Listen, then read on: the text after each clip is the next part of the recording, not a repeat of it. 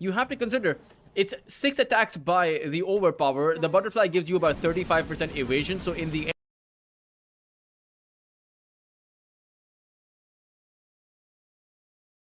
end you're going to be missing 2 or 3 of your hits on the gyrocopter, and those are pretty significant.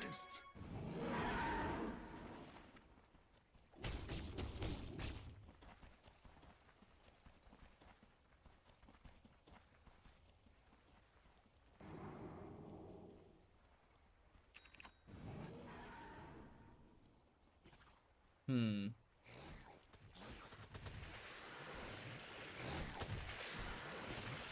look at it go!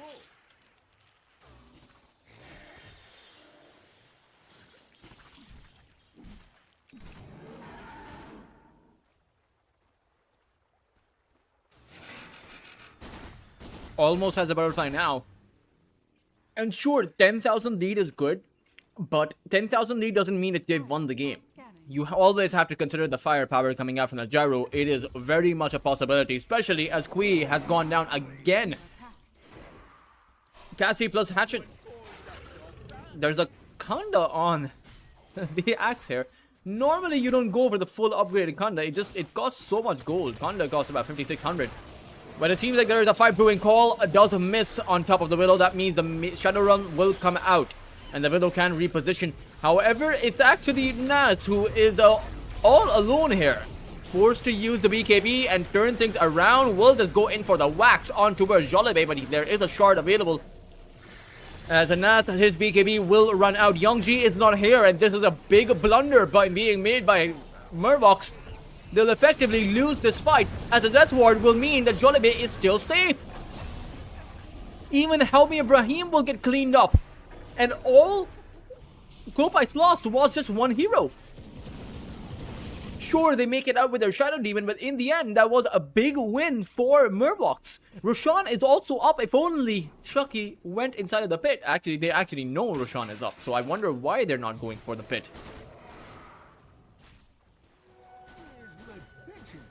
Perhaps they want to push out these tier 2s, but it's too much gold they're giving away, and even Kui needs to be careful because Hatchet is here waiting for Dino to come down from the eels, but misses the call anyway. Youngji, he is coming in. This could be a good pincer move if he can find a Youngji on top of the Witch Doctor, but the shard comes out. A toss back on towards the 3. The call down comes out. Youngji, he does not have his enrage anymore and is very vulnerable right now. The demonic cleanse comes out. Youngji might just end up going down here. He will have another enrage coming online. The question is, does he want to go back in? I think he'll just go back to the fountain as the fight continues elsewhere. Jollibee has gone down. Kui very low. Will also eat another Maledict proc, but not enough to take him out. Meanwhile, Chucky has used his Satanic now, and you have Youngji coming in again.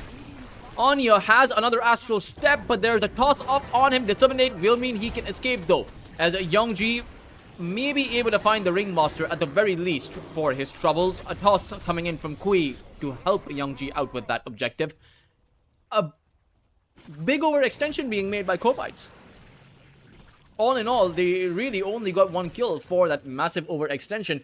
It did seem like just a bit of a disengagement, Prods, but it also seemed as if, you know, for a lot of that fight, Kopites were ahead. It really seemed like Mervox were scrambling to retreat. When their spells don't land, they don't have much. It's also particularly easy to capture the Ursa Warrior. Dire are scanning. Chucky. Dire's middle tower has fallen.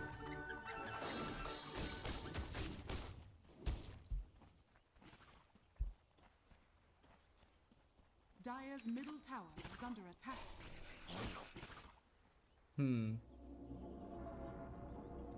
Youngji is going for, I assume it's a nullifier. I really don't think it's going to be a divine. Dire's bottom tower is under attack. Mid lane, Nas. No way for this Bristleback, nowhere for him to go. He's just going to end up getting culled down.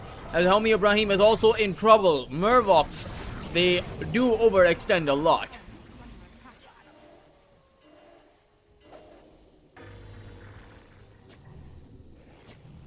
They should make the Cursed Crown undispellable because this is a particularly easy spell to just dispel away.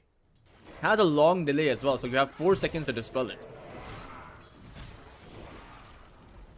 Or not dispellable, but if you dispel it, then there should be mazes around. I think that should be the upgrade to the shard.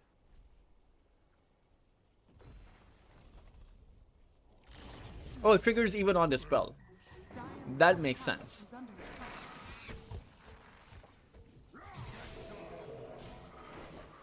BKB up for Hatchet. Axe has fallen off, and outside of his calls, I think he has much less impact than the Bristleback does. Is playing a lot better than the Bristleback though. I will just point that out. I mean, for Mervox, they showing up without vision in a lane against 5 heroes is probably not the right idea. Dire's top tower is under attack. As Kopites may actually have the lead because they have the Aegis. A call of Battle Hunger used. Kui. This is what I'm telling you. Mervox. They bungle the lead. Kui is dead. 1,000 gold. More than 1,000 gold. Going the way of Kopites. As once again, Playhard also gets caught here. They're just dropping like flies across the map, one by one. Playhard, surely he's not going to be able to escape here as the Nast also comes in. And so too does the Shadow Demon. It looks like they want to fight, so we'll have a fight on our hands. The Anya jumps forward towards that backline, catches Helmi Ibrahim, but Young Ji was able to make quick work of Jollibee. So it's overall a 1 for 2. The Tiny didn't exactly die there. Bristleback to get grabbed up as the Remnant is going to land as well as Nas has fallen and Youngji and Playhard are the only 2 remaining. It is going to be a 2 for 2 though. Gyro versus Youngji. This is the point where both carries were waiting for, but Youngji has to go back. Homing Missile is chasing on after him though, and it is going to stun him down. The only question is, does Anya want to jump? There is an Enrage available, but I think Anya can actually do it. He has way more control, and Chucky has the Aegis, but it seems like Kopites, they're not feeling the confidence to press on forward. Mervox, despite of the number disadvantage at the start of the fight, they come out ahead. 1,700 gold going their way, 8,000 experience, 4,000 for Young G. He's actually hit his level 27.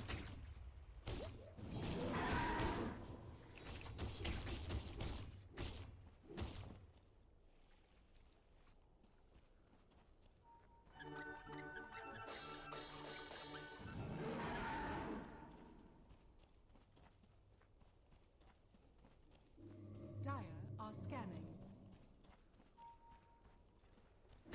Jollibee. Ooh. Young G goes down.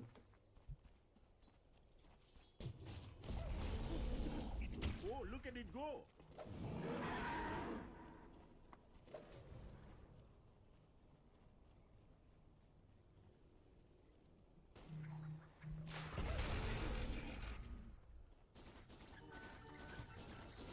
Playhard needs to be a bit careful. Homing Missile is chasing after him, and I think Playhard is gonna fall, but Young G comes on over, nullifying on Patsy. However, Young G is all alone here. Call is gonna land, but not really gonna last very long because of the Enrage. Wheel of Wonder gets sent out as Nas tries to create a bit of a buffer for his Ursa. Makes his way towards that axe, but however, the BKB has ran out, and Nas is a bit broken right now. Another call coming in by Hatchet. It will deter Youngji away, and I think Youngji is dead. Katini comes in to again provide a bit of space as Cassie tries to go in for the chase. The escape act may be there, but it's actually going to be Cassie who'll get tossed back on towards Youngji. And now Anya jumps on forward with the Astral Step. The Ether Remnant will actually catch Tatini, and at the very least, they'll be able to find Kui for their troubles, or will they? Kui will fall. Making mistakes is the path to wisdom. And the entire lead that Mervox had is now up into the air. In the water. Radiant's middle tower is under attack. Youngji. Just a bit of poke and prod. Doesn't have the MKB. This is the big point to remember. Youngji will end up going back.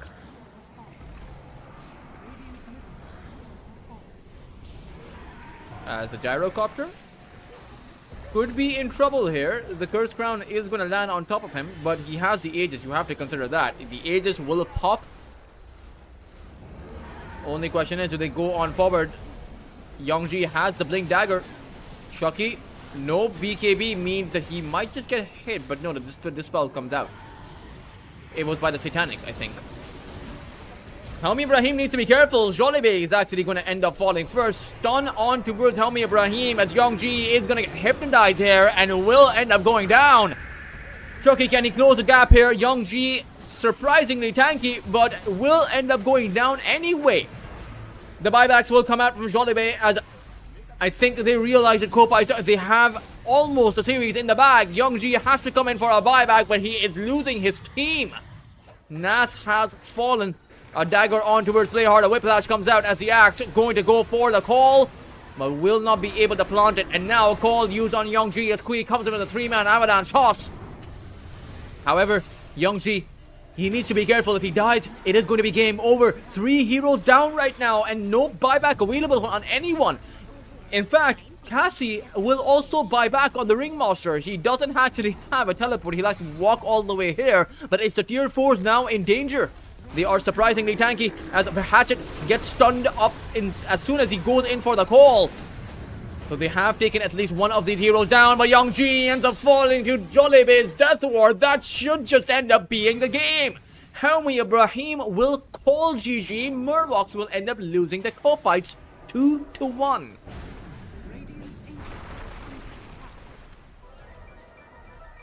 Oh man, that was a pretty interesting series, but I do think that they should have I mean, Mervox had a 10,000 lead. This time around, Kopites were, able to fight back again, similar to game number 1. And I think it did come down to Mervox just going in one by one and losing their team one after the other. That's not all for Mervox, though. They will still get their shot, and they'll get their shot today, because right now they have another series to play. It is going to be against Cartesnsz, so we will resume with Lunar Snake Trophy Season 5 right after a short break.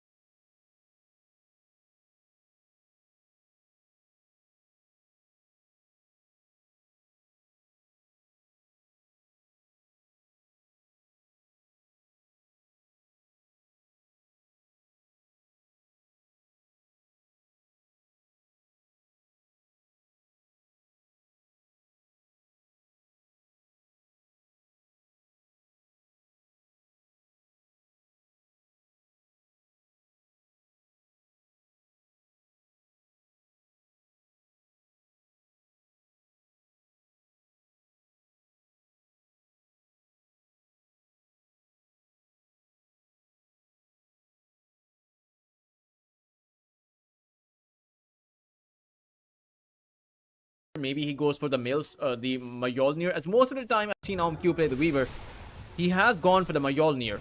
Mid lane is a bit of a brawl brewing. Boombui will end up going down. Mervox grab the 3rd kill of the game. As they're still not done. Mamang Daya sees the rune. He's gonna end up going for it. Grabs up the illusion rune as he gets glimpsed back, but I don't think they can actually take Mamang Daya down. He will be able to disengage, but they won't be able to find any kind of an advantage. As Nas on the Sand King will just go out from the sandstorm.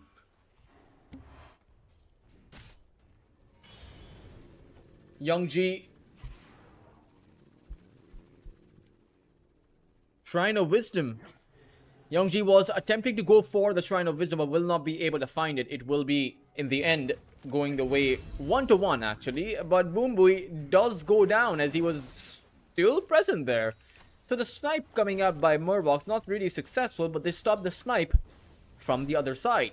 4-1. It's not exactly huge, but it's the build-up that is concerning. Because Cartesnsz aren't making any kind of moves. Now, maybe after they have the Shadow Demon up, the Demonic Purge online, maybe if they had the Stampede with the Bedlam, maybe that's when they make some moves. But I'm wondering if those moves will be successful, because you have the Snowball. Terrorize, Searing Chains, Demonic Purge, Centaur Stun, all of those abilities can potentially be dodged by Helmi Ibrahim. Sure, he can only dodge 1 or 2 of those abilities, not all of them at the same time, but it's still, he can create that shield for his team, create that buffer. As this will be the first kill that they will be able to find in this game. Mamang Daya taking out Helmi Ibrahim for 215 gold, 50 gold going the way of his 2 allies, and not that bad, honestly. It's OMQ who's farming up massively, right? He is at the very top of the net worth chart. This Weaver in contention with the Gyrocopter, of course, because the Gyro did get more kills. Has a lot of denies too. Call down, gets sent out on top of the Willow. Ren will just end up going down solo. Even before the Nature's Prophet showed up. I think that was the kill confirmed.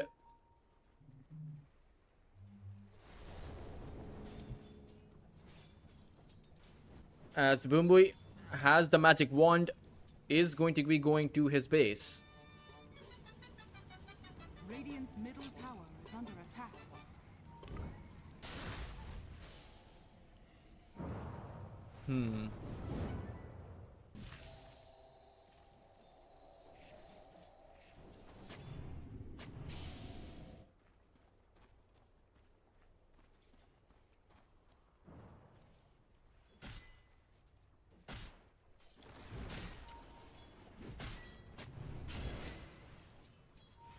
Shards being... I'm not sure what the Helmi Ibrahim is doing. They're perhaps gathering some information to see how many stacks are being built up. But it's not as if anyone on Cartesnsz can take out stacks very easily. Mamang Daya is going to come in with the Searing Chains on top of Helmi Ibrahim, who is going to get stunned up.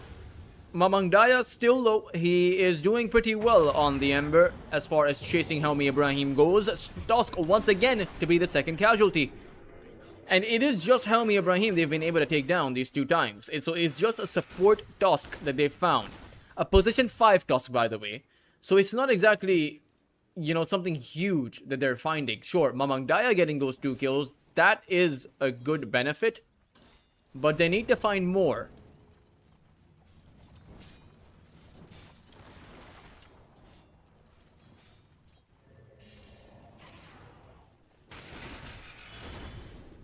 Bot lane, Youngji.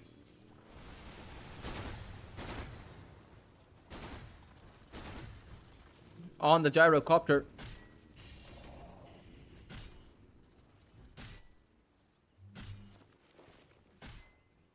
Has the Dragon Lance.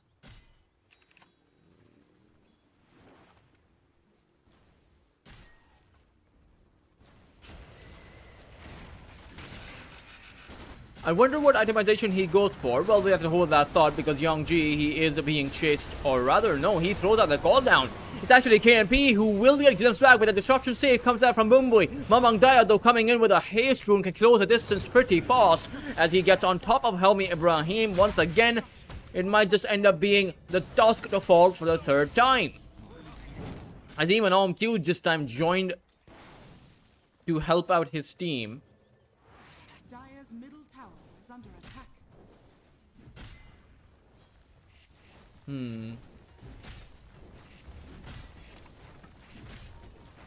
Tower is going to go down, Radiant's bottom tower is under attack. but it might just end up being a trade. No, actually, the tier 1 tower towards the mid side is still healthy enough that Mervox are going to hold on to it. At the same time, the top tier 1 tower is being besieged, so it is going to be a trade. So it's not all that bad for Mervox. 5-3, 12 minutes in. Tower has fallen. Towers equally being traded. I think both teams are not going to be too displeased about that. Even the scoreline isn't that significant. I don't think it's one-sided at all. As Mamang Daya perhaps coming in with the Ember.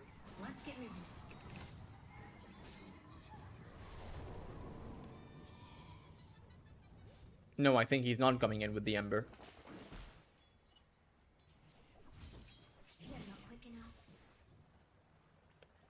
As OMQ is going for that Mjolnir.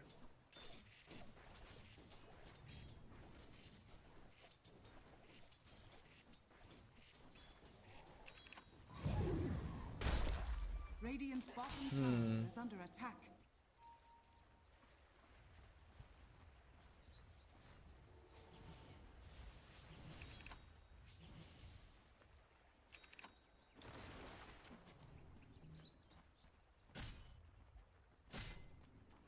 Five to 3 right now. Is under attack. It is surprising that Mervox are not making moves. I suppose it's the fact that they just want to farm up on their heroes. I mean, Nas has been farming away like a beast. He is at the 3rd place position in terms of net worth, even able to dodge this incoming gank. He left the Prowler Shaman.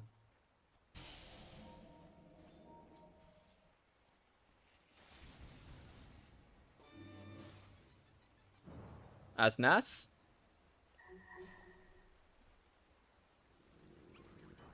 Oh, this could be big. However, Mamang Daya threw out the sleight of fist, sensing something was awry. Observer Ward is also planted down, as this is a bit of a new position for both sides because this is a new patch, right? So the map, there have been certain map changes coming about. OMQ is in trouble. There is that Orchid that came out. However, Boomboy comes in with a save. It will not be enough though. Even though it was a good attempt by Boomboy, OMQ will end up going down as Mervox find the carry. Certainly the biggest kill they can grab as the Gyrocopter continues on farming up.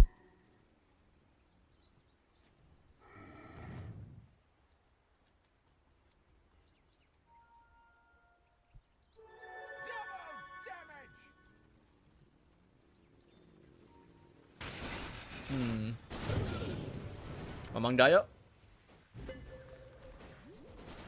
has the vessel, but against the Orchid, you really have to wonder who's stronger. Mamang Daya can't Remnant in because he doesn't have any save items. Only the Shadow Demon actually possesses any kind of a save. It does seem like this Greedy Draft is working out super well for Mervox. They even have the Bloodstone on Sand King. Disruptor does end up going down as Amaze will not catch Nas. And I do have to point out, it's 3 kills on this task. It's 1 kill on this Disruptor. But apart from that, they haven't found a single core kill. Meanwhile, sure, the majority of the kills Mervox have found have been on these supports as well. But they have taken the KNP down. They have taken OMQ down. As KNP does have a pipe, so he can mitigate a lot of that incoming magical damage. The question is, can he keep himself safe? Call down comes out on top of everyone. It's the back lines that are vulnerable and in danger. Boombui has already lost his life, and so too will KNP. And Ren held inside of that kinetic field. Mervox coming in with a great play, calculating whatever the response was going to be. And the saves from the other side were just not enough.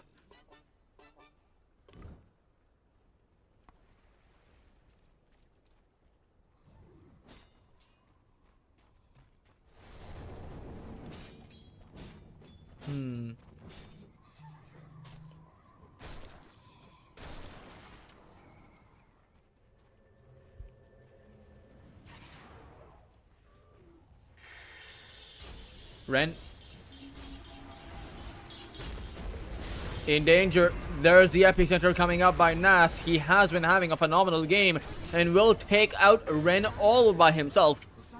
I believe no Nature's Wrath coming out either. It was inside of the tier 1 tower, no response coming in, and they haven't punished this greedy Sand King pick. He is at the second place position in terms of net worth. The Gyrocopter is slowly overtaking the Weaver in terms of farm. Once again, Mervox, similar to that series against Copites, they're ahead in their series against Cartesnsz. Sure, it's the first game, so it's not as important, right? It's a lot of chance of a comeback. Even in this game, there is a chance of a comeback.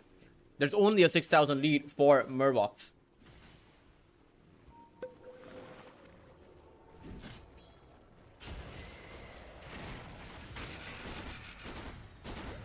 Radiant's bottom tower is under attack.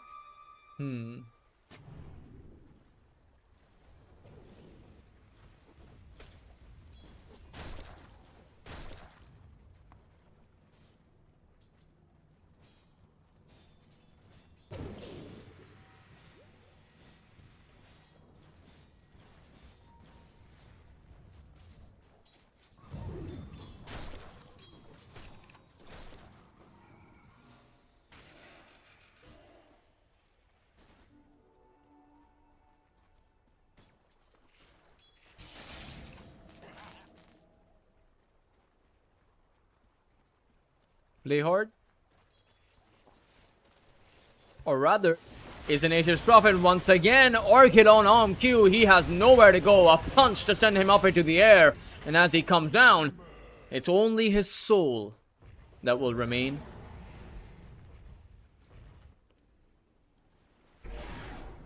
Roshan also up for grab, and you have to consider the fact that there is an Orchid there. There's not exactly anything that Cartesnsz can do. This one Orchid is disabling both the Ember because he can't go in.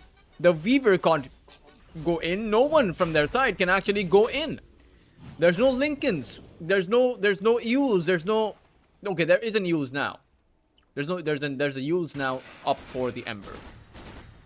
So he has a survivability. He can't exactly use the Eul's on the Weaver. He'll have to make a Stormcrafter for it. You're never going to go for it this early on. So the Weaver, Omq will just have to go for the BKB or the Manta. He's going for the Manta style. That will essentially be able to just dodge away the Orchid. Mamang Daya has Nas. The epicenter is going to come out. Mamang Daya has the use though. In fact, he won't even need it. He'll just Remnant back. As Nas is in trouble. I think he is going to end up falling here. Drinking buddies to bring him towards the high ground. He actually goes in back with the Burrow Strike. Play hard will also end up falling. I don't know what that overzealous play was from Mervox. They didn't have their Nature's Prophet. He decided not to come in. They didn't have Helmi Ibrahim, and they sure did not have Young G either.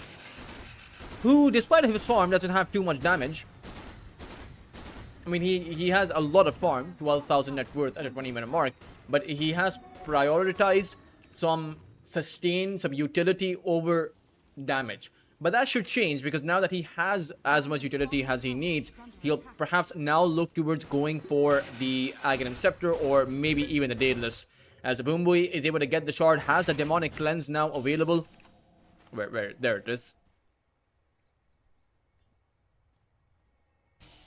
We're going on a little field trip, Jix. Radiant are scanning. Dire's courier has been killed.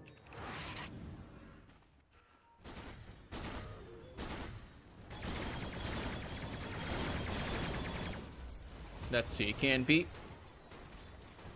will end up losing his neutral creep. But he has a croaker once again.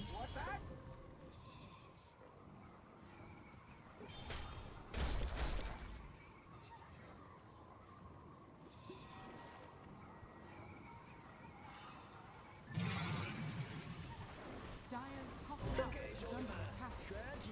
Dire's structures are fortified.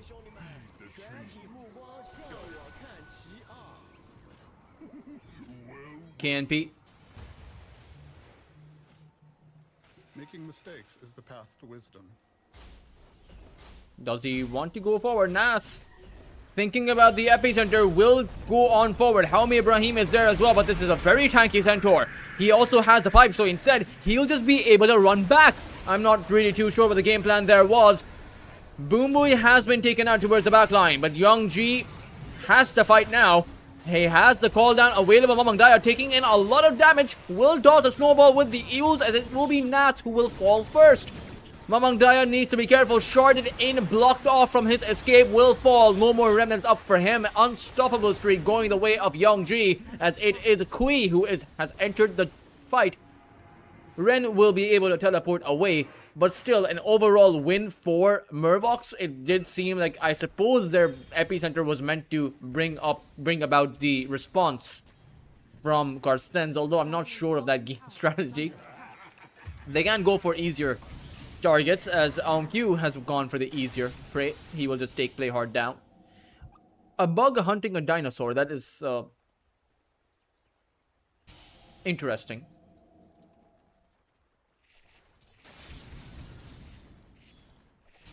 Leaves are free, let them be.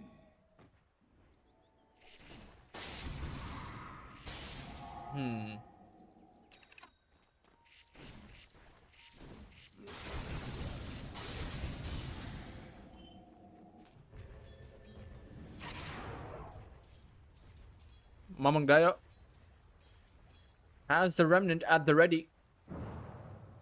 Is gonna go on forward. Kui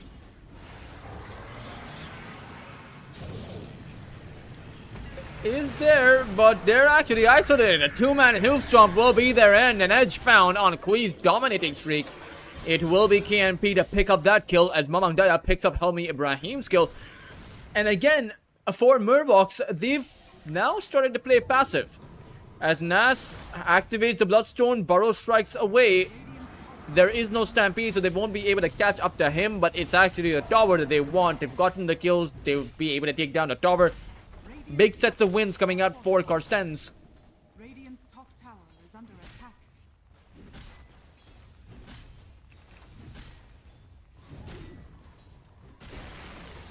Radiant's top tower is falling.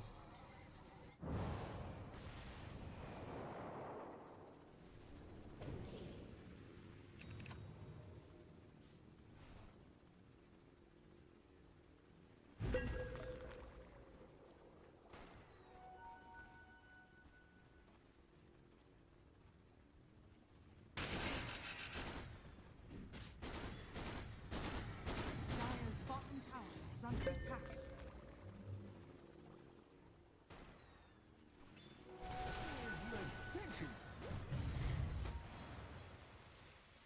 Dire's bottom tower is under attack. And now that Mamang Daya has survivability, I wonder what else he is going to go for.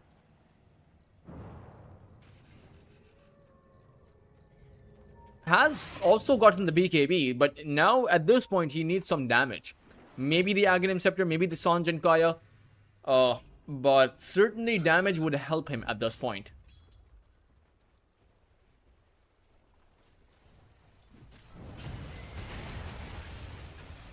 As Helmi Ibrahim hit by the Searing Chains, KNP is going to come in with the double edge and hoof stomp, as Helmi Ibrahim is going to die. He has no snowball. An easy enough kill to be found.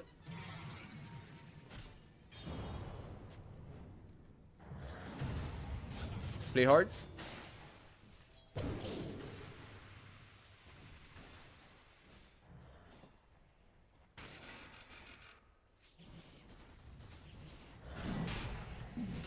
Rather, it's Roshan. It's the Roshan pit. They are there inside of it. Should be able to take Roshan down. Actually, we'll be able to find the Aegis uncontested apparently, because Mervox, I really would have thought they'd try to take a fight, but they have no BKB on their gyro. He did go for the Aghanim Scepter once again. You may have the side gunner, but don't have too much damage. Playhard will end up going down, but did find the remnant. However, it's a stampede. Coming in by KNP, Q will be able to pick up the kill. I feel like for Playhard, he may as well have died to the Ember, because giving the kill on to the carry is certainly not going to help. Sure, Q doesn't have the damage, but he's playing a Weaver. He hits maneuverability. You know, he has that nice mix of maneuverability plus damage. Gyrocopter does not have the same capacity. Now, Youngji does have a Chrysalis. This will boost his damage output, and once he gets to the Daedalus, his damage output will be massive. Their damage output to take KNP down is just not there. Nas trying to go for the epicenter, but will just get sent up into the air towards the backline. Kui trying to hold his ground. It's just not going to happen with Q making his entry. Has the Aegis and the time-lapse at the ready. He just time-lapses, and now Nas, who still has not used his epicenter, they'll use the Static Storm. It will drop down on top of Q as the Aegis will be lost. Nice call down being found by Youngji as he also makes his escape. Great recovery found by Mervox.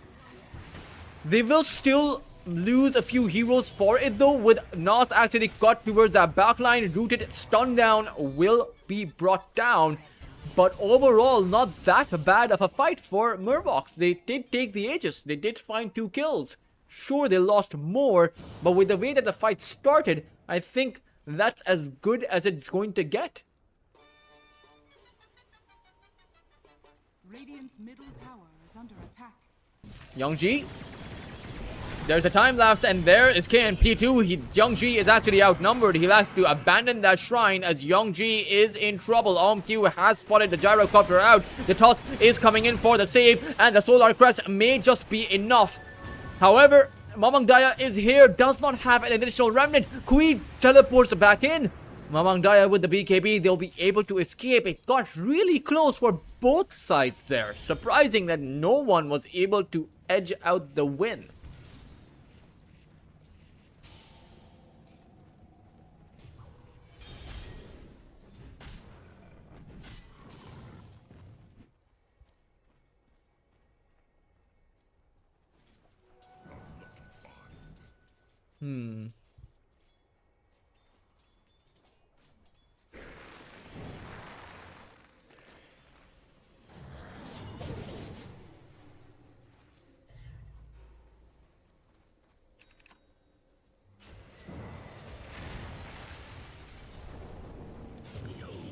My searing gaze.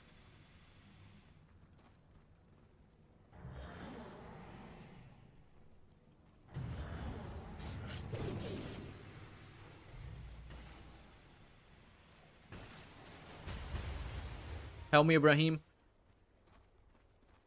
That Solar Crest play, certainly, at least as far as that fight, as the last fight goes, where there was no stalemate, he is the reason, he is responsible for creating that stalemate. Otherwise, it would have just been a disaster for his team.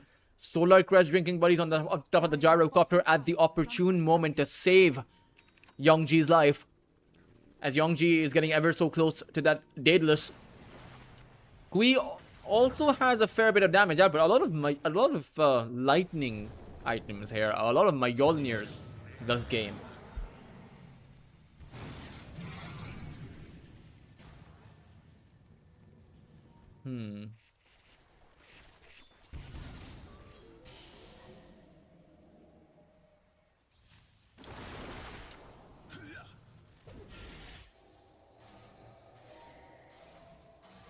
Tormentor Bottom tower is under attack. is going to be picked up though. Ren will force up himself away, and actually Ren will receive the Tormentor. Good upgrade to get. It's not the best, but it's still pretty good. Kui does not have a BKB.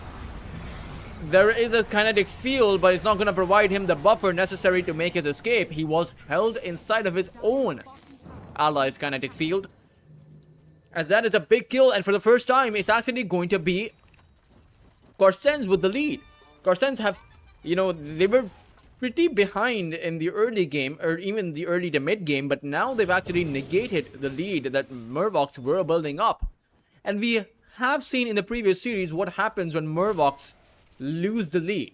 They're just never able to recover past that point. Sure, you have a Daedalus, or rather you should have a Daedalus. Youngji needs about 200, 120 gold for it. Helmi Ibrahim, they were hit by the Terrorize, but actually, it's a fight brewing towards the other side. Towards the top lane, Mamagdaya, he has Play Hard locked down as the Disruptor will fall. Nas, forced to try and use the Epicenter, just will not happen. TNP has the workhorse, so too much survivability with the Crimson as well as the Pipe. Helmi Ibrahim is going to use a Snowball to allow the Gyrocopter to make his escape. But this time around, a sacrifice coming in by the Tusk. But overall, Mervox are collapsing. Just too disintegrated across the map.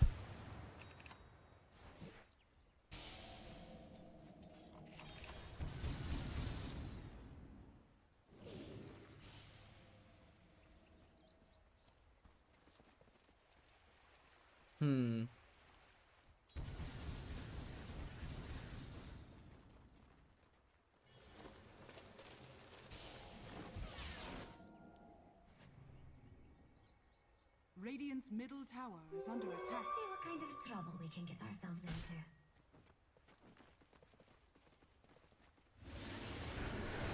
Disruptor glimpse back, but again, he might just end up falling as soon as he respawn.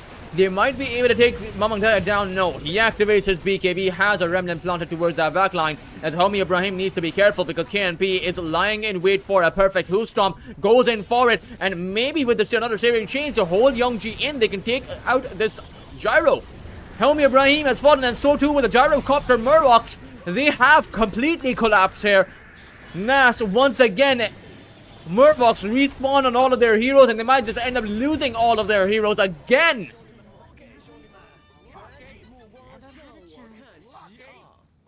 For Youngji, I don't think it was Cartesnsz who were lucky. I think it was just Mervox who were super unlucky.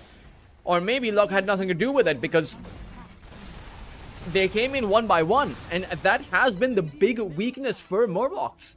Even in that last series, dying one by one was the way that they ended up losing the game. Radiant structures are fortified.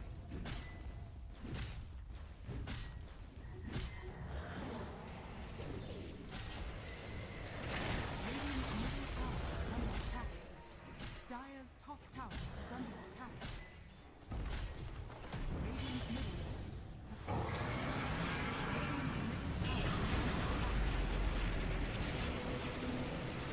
A team fight brewing. Kui is going to be sent up into the air, or rather, no, he tries to fight back, but just is not possible. Helmi Ibrahim is going to be taken out. The Horde will fall too. Mervox collapsing.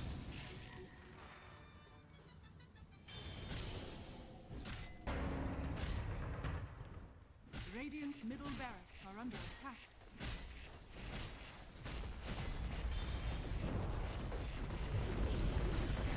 Radiant's middle barracks has It's only the Sand King right now who can defend here. Dire are scattered.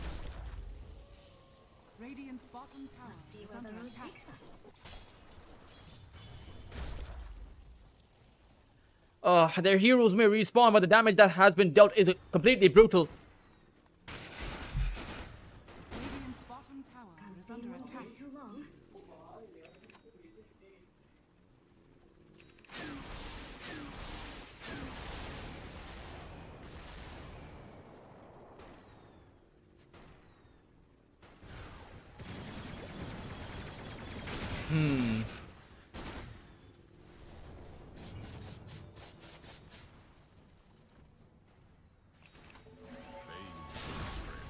Mamangdaya held in place. Walrus Punch to send him up into the air. Mega kill streak going the way of Nas. Sure, it's okay, it's good, but they need more wins.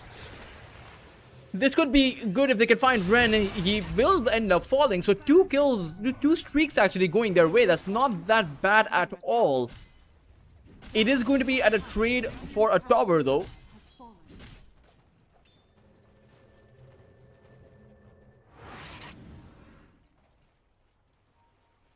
Dire's top tower is under attack.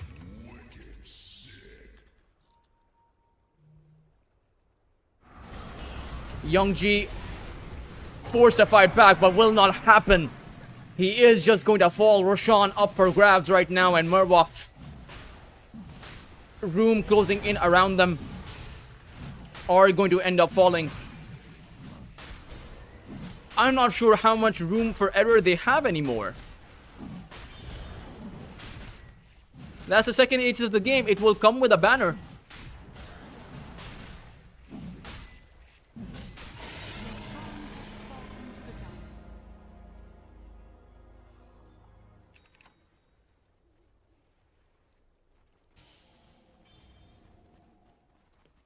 And with the Aegis for Q,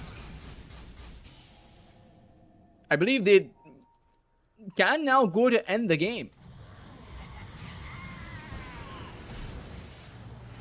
Playhard will end up going down.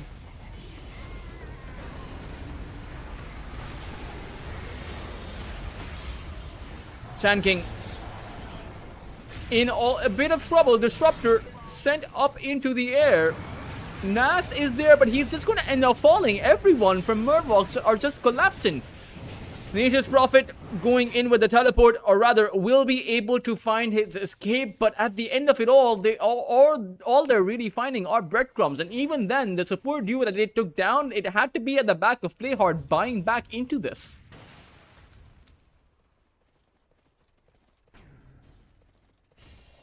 Radiant's top tower is under attack.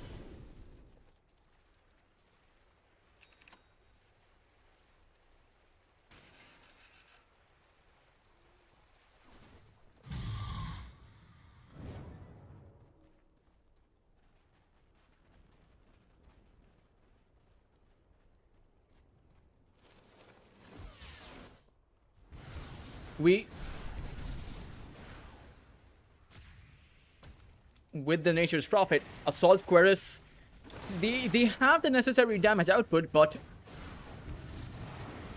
not sure. I think it's the amount of greed they have that is actually catching up with them. Nas has no BKB, right? He has so much damage, but he just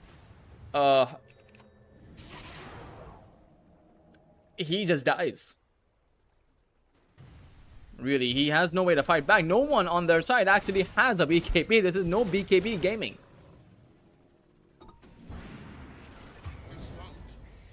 And you see how quickly Playhard, or rather Q, is able to take Playhard down. He just has too much damage. Mamang Daya, they have so much control, so much kiting ability. I don't think you can take the Weaver down even if you come in right now. Q, he sees everyone, but will just time-lapse away. Dodges the epicenter in its entirety. As Helmi Ibrahim Snowball is going to be on cooldown, so they will be able to take this Tusk out. Despite of the drinking buddies coming about, he has the movement speed, has the advantage, but he's actually brought them on top of Youngji. The Gyrocopter, no BKB available. Q will have to give up his Aegis, but has a BKB to fight back with once he comes back online. It is still a bit of danger for Youngji. He does not have the Satanic. Mamang Daya has to give up his life for this kill, but they will be able to find it. And Q is here with the rest of his lineup, who have taken Kui out. Only Nas remaining. And GG will be called. Kui has decided to give up the series. Mervox do not have it in them to find the comeback of their own. And I really do hope that these few chinks, they're sorted out by Mervox, because they are able to come up with the advantage in the early game, but are unable to keep the advantage. They just, I get that comeback can happen, but I haven't seen them be able to fight back against a comeback. You know, the comeback, other side makes a comeback. The game is still recoverable for Mervox, but they just let it slip out of their hands entirely. Let's see though. It is one game up for Cartesnsz. Mervox are going to be one game down, one game away from losing both of their series today. Perhaps though the first one did go to a game 3, and maybe this one can. Mervox certainly do show the potential to dominate any team early on, but they need to work out how to close out a game. We will be back with Lunar Snake Trophy Season 5 right after a short break.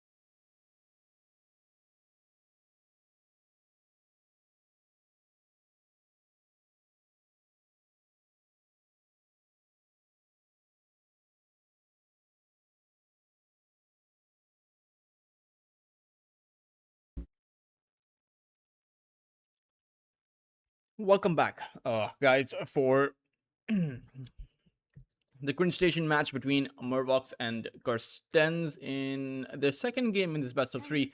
Mervox are really good at creating some early game tempo. And the Slaughter pick was, I expect the Slaughter pick to work out really well. But Cartesnsz are also good at finding the comeback.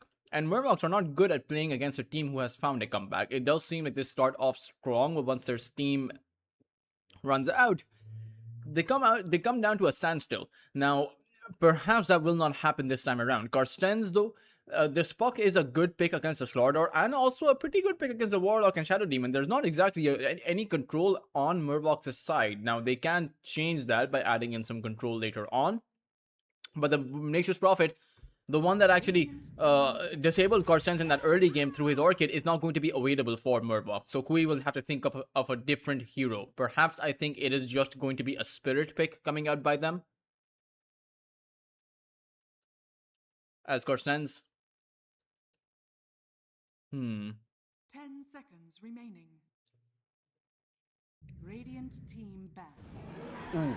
They come out with an Ursa Warrior. Again, this is a hero that Youngji was really good with. So we'll see how he's able to stack up against a Puck and the Beastmaster.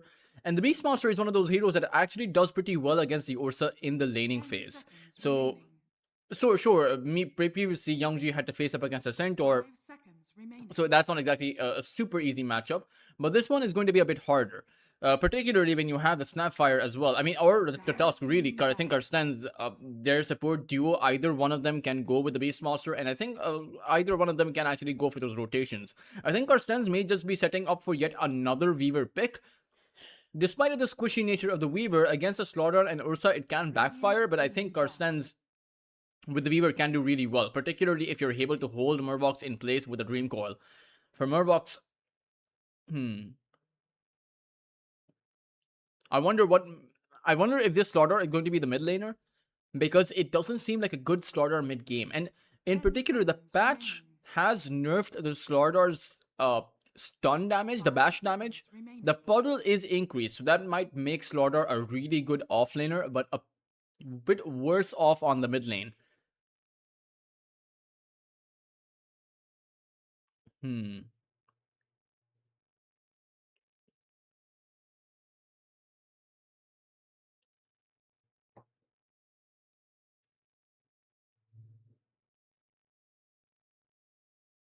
Dire team ban. Mervox ban out the Templar Assassin, as they're not expecting a Weaver pick. But Cartesnsz can also go for a Morphling, if I'm being honest. Morphling decimates the Ursa Warrior. Team pick. Night Stalker being banned up by Cartesnsz, so this may very well be either a Morphling or a Weaver pick coming out by Cartesnsz. Mervox pick up the Void Spirit for their mid lane, so it will be an offlane Slaughter. And for Cartesnsz, going for a Weaver now against the Void Spirit may be risky, but going for the Morphling could also be really good, because you can just morph into the Void Spirit and have the Ether Remnant to play with yourself, have a save mechanism into the Simulate. Remaining. So let's see if it'll be the 5 Morphling. seconds remaining. Gyro, Terrorblade, both been banned. Dragon Knight banned, Troll banned, a lot of carry heroes banned up. Abaddon banned too, so really, I think it just comes down to the Weaver or the Morphling, as it will be neither. It will actually be a Slark, a hero that I have yet to see on the carry position. Have seen a lot of Slark being played as a support, particularly in Dream League, but have yet to see what the Slark can do on the carry position since he's been chained up. He has a Salty Shiv. He has so many buffs coming in. Now he has a Leeching Leash facet now built into his bounce. His innate is now the what do you call it? The Barracuda, right? It is the Barracuda. So his Essence Shift stacks also naturally last longer. He can essentially just skill up his Dark Pact while also skilling up his Essence Shift duration naturally. And not to mention, the Salty Shiv is really good at just stealing away the HP regeneration, maybe it will be a significant factor against a Slardar who relies on the HP regen. We'll have to see. While the Slark is a bad matchup against the Ursa, I do think later on in the game he turns into he stands on an equal footing against the Ursa in the mid to late game. KNP though, that's a wonderful set. I have never actually seen that Beastmaster set come out. Or rather, never really seen that Beastmaster set in particular.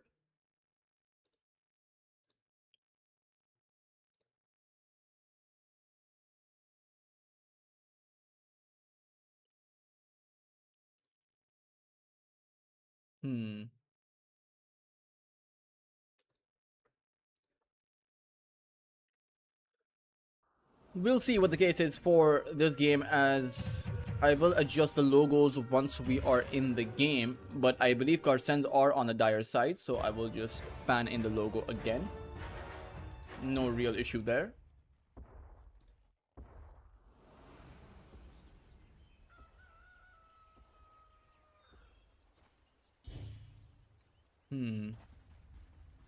Prepare for battle. Want cookies?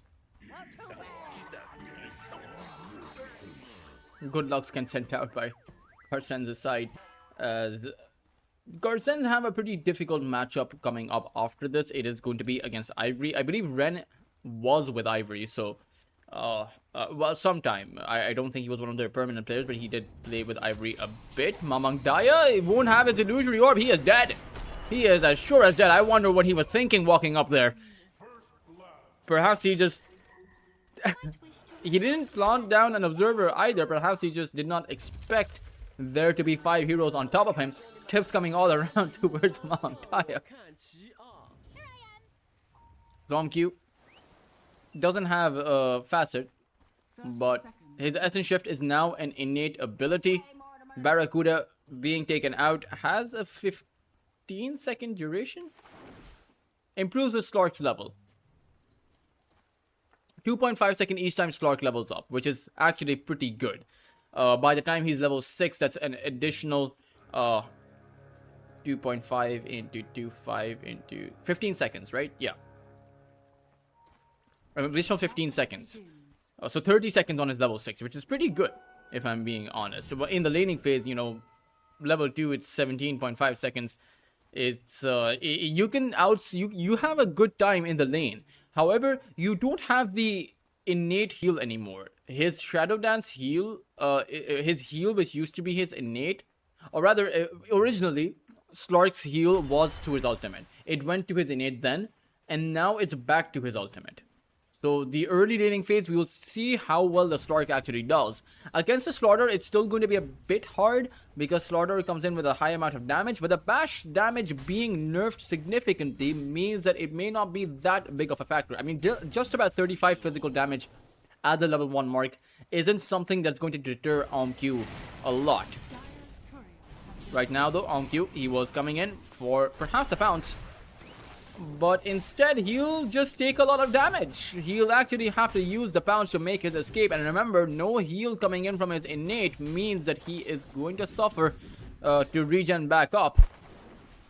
And Playhard is actually playing... the Shadow Demon is actually a pretty good hero at disabling the Slark as well. Boom Boy will need to make some space for Omq. Meanwhile, mid lane, a very, very common mid contest, a Paco versus a Void Spirit. This is something that is seen so often in Dota. Ether Remnant to drag Mamang Daya back. But I think both of these two mid laners should be having a decent enough time. Kui does seem to have more lost hits than Mamang Daya does.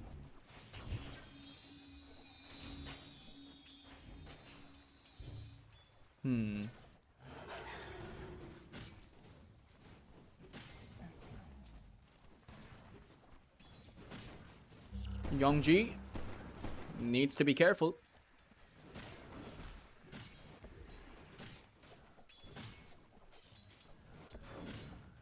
Has the heal coming in from the Warlock. So this isn't that bad of a lane for the Ursa Warrior as I originally thought. I mean, you have the constant heals. However, the Scatter Blast, the Shredder, and KNP's Boars makes it tough for Youngji still. As top lane, Q ready on the pounce, but he needs to be really careful where he's pouncing. If he bounces to an awkward spot here in this lane, he will end up falling. He has no recourse.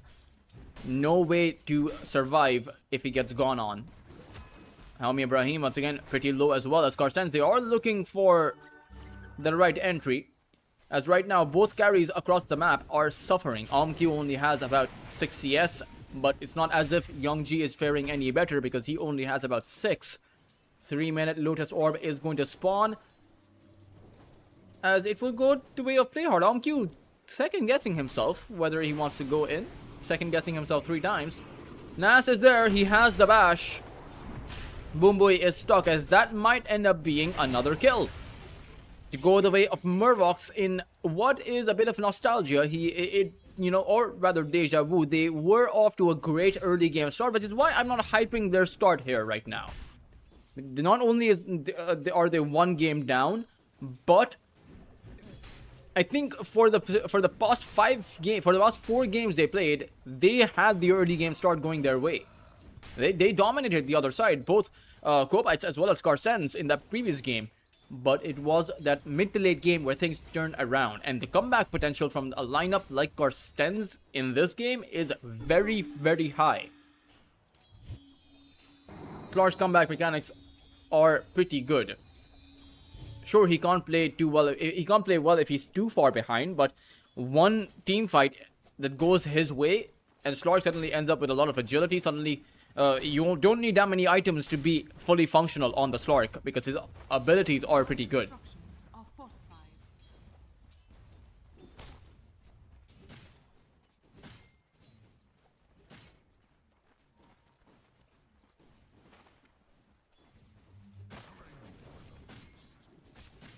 Can't be. Going for the Dominator as Youngji does need to be careful. He wants to take the boars out, but Helmi Ibrahim is unfortunately not playing a hero that can help him with the boars.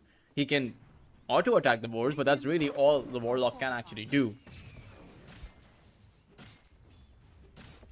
As I wonder what kind of itemization KNP will go for. Is it just going to be the Aghanim Scepter, or is he going to complete the full Helm of the Overlord? Will be surprising, as KNP needs to think about this very carefully. And the teleports are coming in, but Youngji, disruption comes out. Boomboy is here to secure the kill. It will be Ren with the last auto attack as KNP just simply walks that one away, shrugs it off, turns around on towards Playhard. As Ren, he has another Scatter Blast coming up.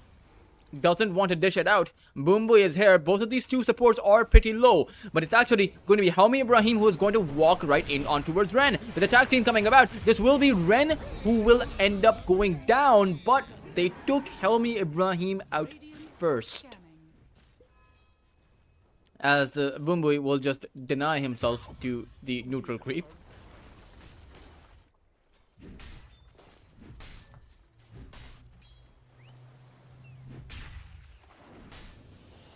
Q.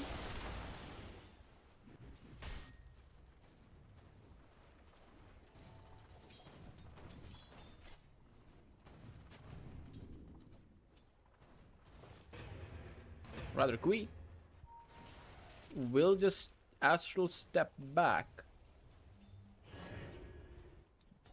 Bot lane Youngji going on in, but needs to be careful. Boomboy is here too, blocking his escape with the shards. No Earth Shock available for about 10 seconds. He doesn't have his Enrage available, and Youngji has gone well past his limit. Helmi Ibrahim will unfortunately be the casualty for supporting his carry, his overly ambitious carry. 2 heroes down, and you can't even call that space created because with Mamang Daya teleporting there, because that was the first dream call of the game. You want to use the first dream call to take out the carry anyway. Hui will be able to sack up a few lost hits because of that fact, but even though Mervox, since their offlane hero is doing really well, the rest of their team is suffering. The Ursa Warrior is really far behind. 7-minute Shrine of Wisdom, no play happening on either side, on either side's shrine.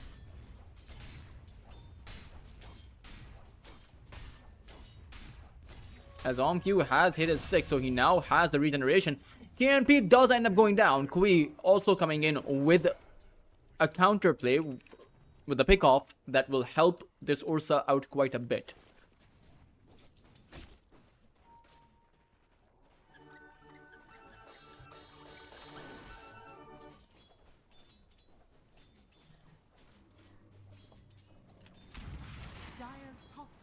under attack.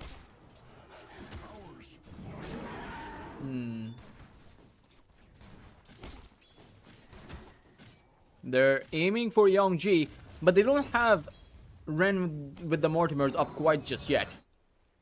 Slaughter, or rather Stark, continuing to farm away, with the Starter also continuing to farm away. Dire's middle tower is under attack. Has the puddles, and actually has gone for yet another Hand of Midas. This is surprising, but what's not so surprising is that they want to fight. It's towards the mid lane. Playhard has gone down as Kui is held in, but has an Astral Step to just make his escape. That is not good. KNP ending up taking Yongji down with a solo kill. That is really not good.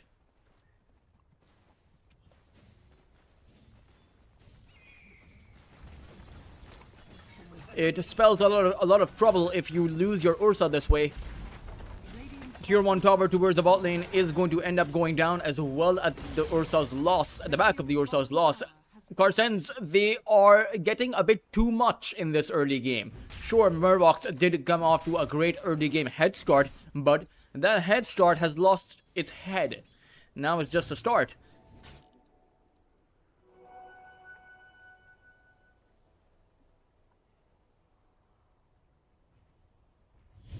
Dire's middle tower is under attack. Mamang Daya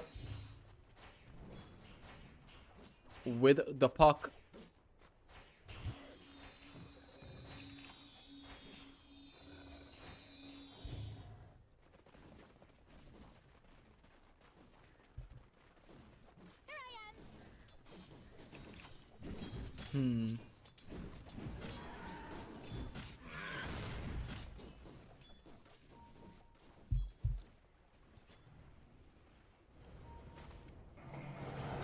Can't throws out the roar. Playhard is going to be protected as they will take KNP down, but KNP actually got the kill before he went down. He got the experience for it too. Meanwhile, mid lane, it'll be Helmi Ibrahim who will fall too.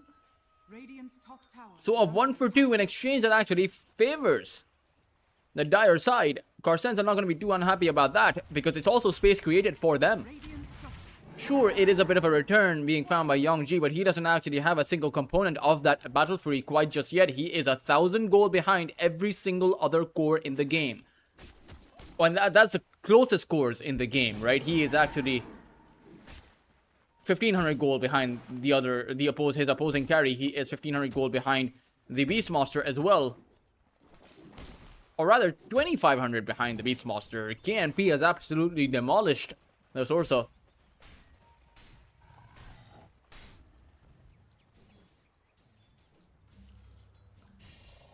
And because Nas has gone for this very greedy Midas, he won't have a Blink Dagger for some time. Not too sure about this play though, as Yongji is there. The fatal Gothic offering comes down, and that Golem will secure the kill. Playhard will be able to grab it though, as Helmi Ibrahim picks up the kill on Boombui. Should have given the kill for the Ursa, but all in all, that was deterrence being made.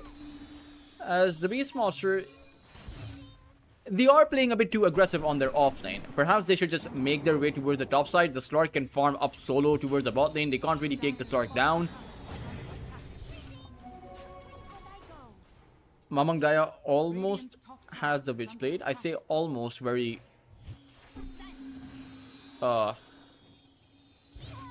judiciously, because he does have quite a ways to go before he has a Witchblade.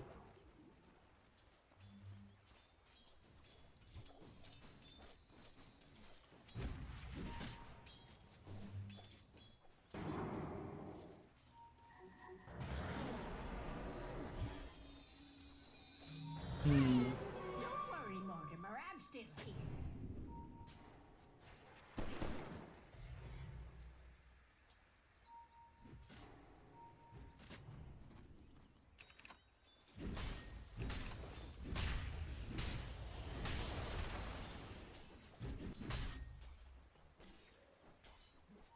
Radiant's middle tower is under attack.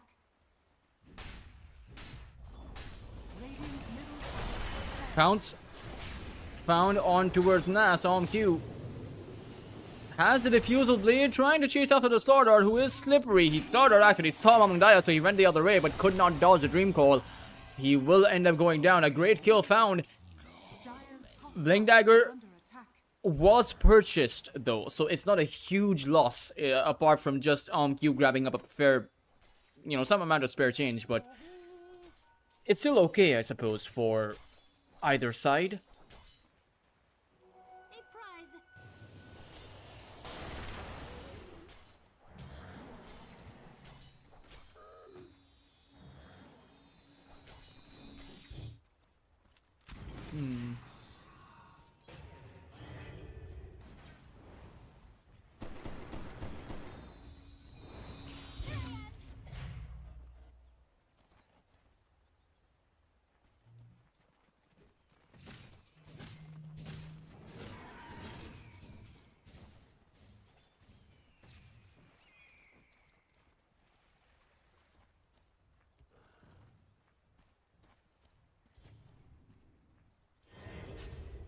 Qui. Ooh, dodges the Snapfire's Mortimers. Or, not the Mortimers, but the Scatter Blast. 14-minute Shrine of Wisdom is going to spawn. Playhard will be able to secure it.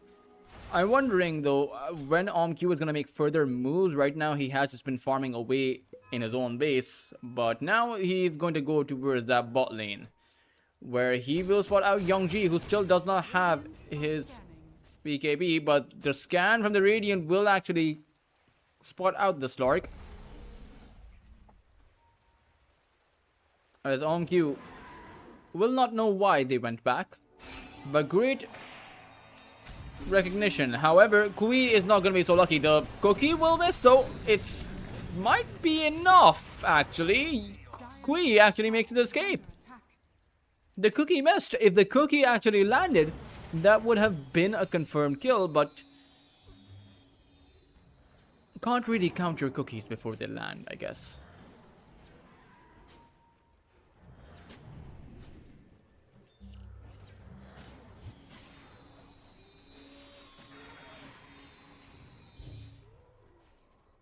Radiant's bottom tower is under attack.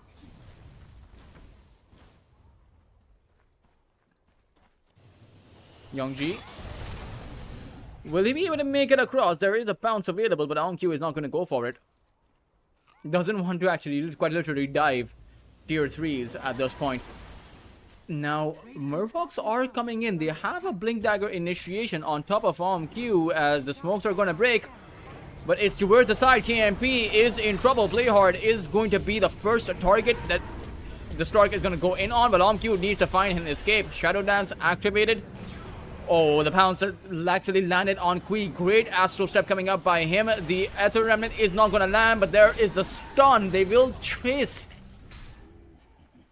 Q down, and they will take him out. Radiant's middle tower is under attack.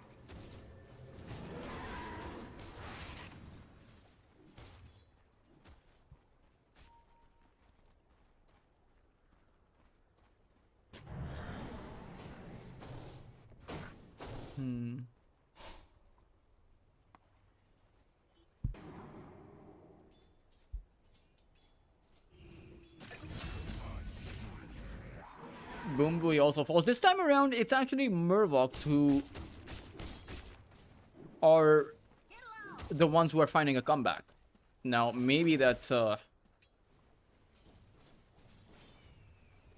going to be worth it, I suppose.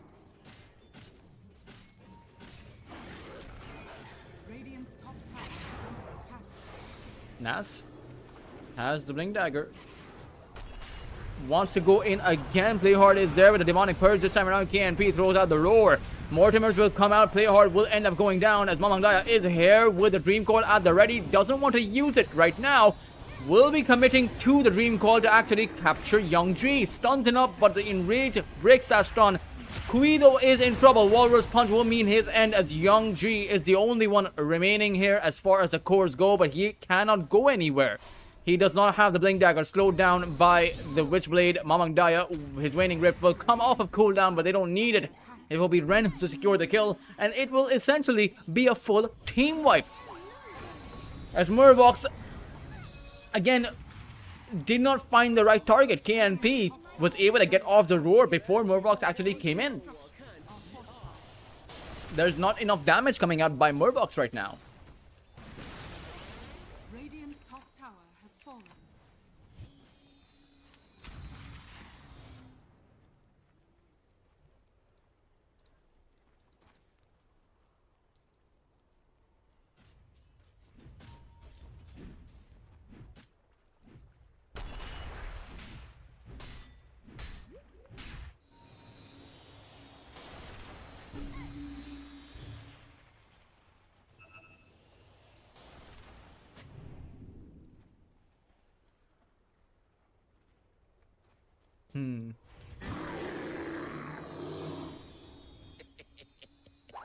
I guess they want to go for the Roshan.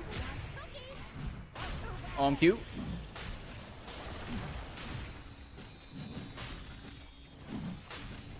Is inside of the pit, and it does seem like Roshan falls pretty quickly, especially with this ancient black dragon.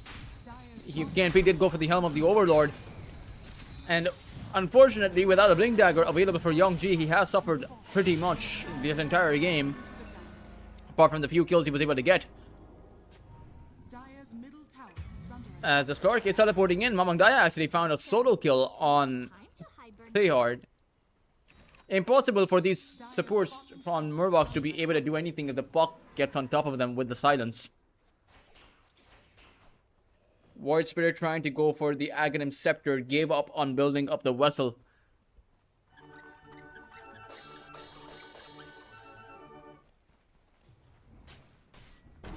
Radiant's middle tower is under attack.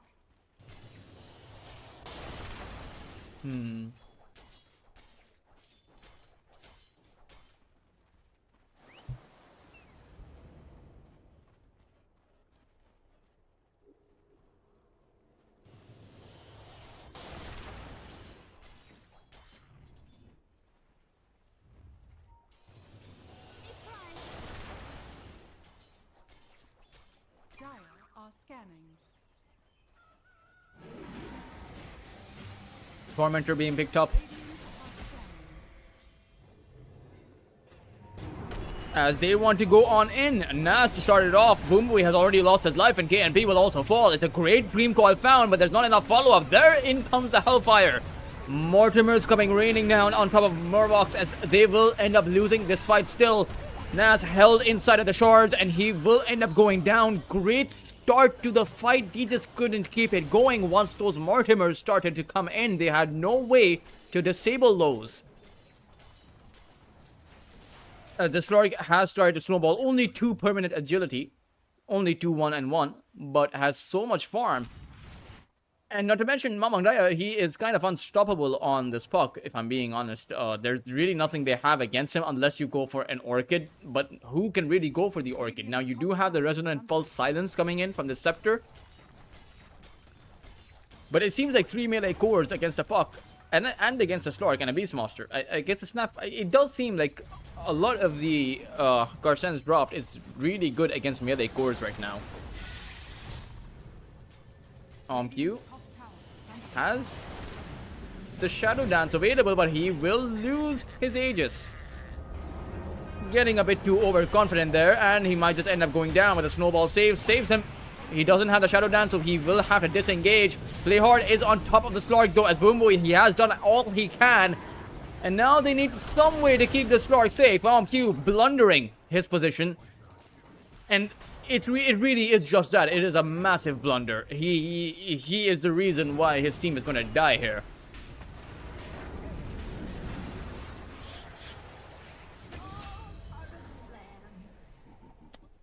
Sticking around on the tower when you know the teleports are coming in. Lost his Aegis. Response came in by Mervox. They doubled down on that kill. Were able to find him. Boombui had to come in because he tried to do all he can to save his carry. He was able to buy him time. It just wasn't enough because the Slark had already used a Shadow Dance. And to top it off, Ren was stuck in the middle of that. Dire's middle tower is So under attack. clearly not on the same page. Or if they are, clearly the page is being interpreted differently.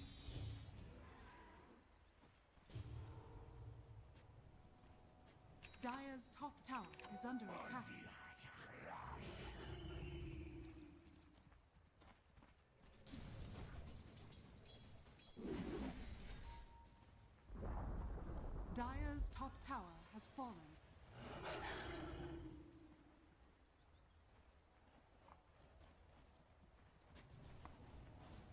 Radiant's middle tower is under attack. Radiant structures are fortified. Dire's top tower is under attack.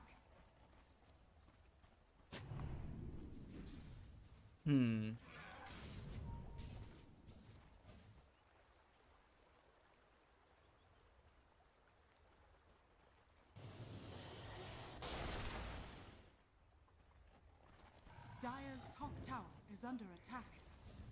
Radiant's middle tower is under attack.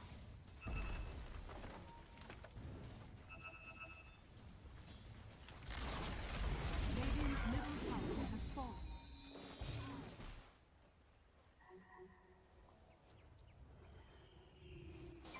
Dire's top tower is under attack.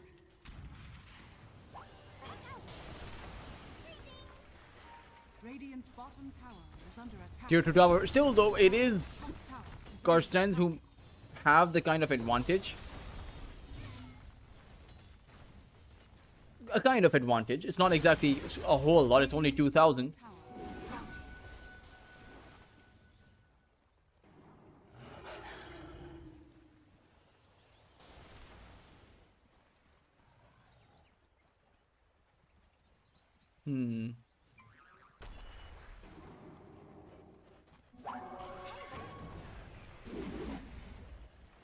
Dire's top tower is under attack.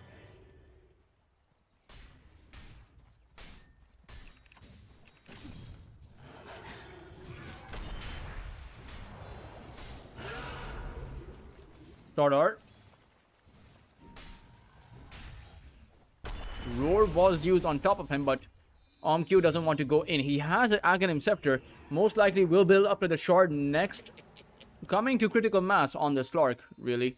He may not have the Yasha, which I prefer on the Slark, or the Sanjin Yasha. But the Orchid is decent, you know, attack speed, damage, mana, HP regen, and mana as well. Youngji, he without the Basher, you can't go on towards Omq.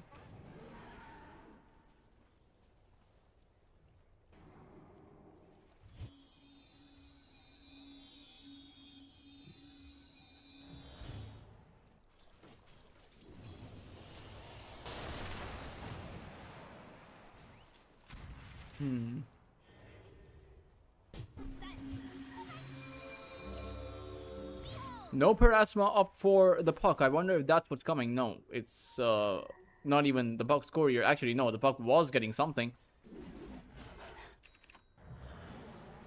Not sure what the Puck got. Dire's top tower is under attack.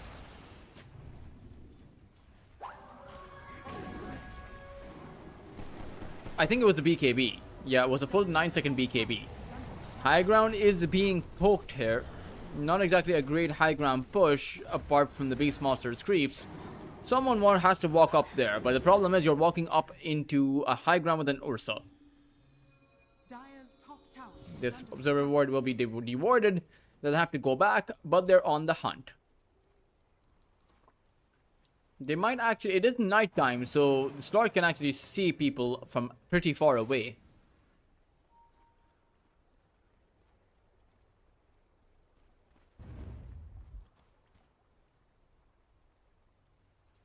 Dire are scanning.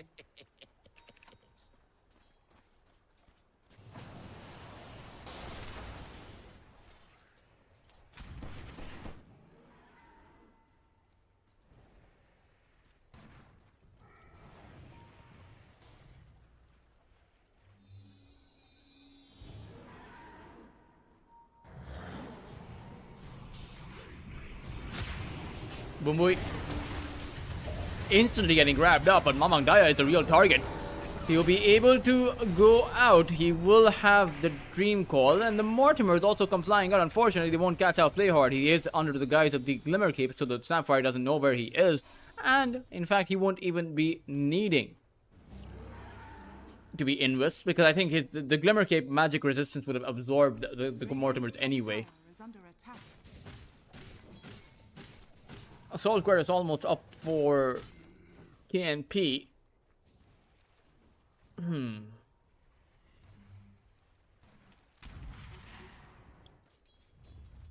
Honestly, this could be just about anyone's game, really. Zom Q. Nats will miss the stun. Kui might end up getting pounced here if he's not careful. He did end up getting pounced. Shadow Dance instantly comes out. The stun's on towards Boombui though. Snowball will have to be forced out as Boombui is not going to be able to escape.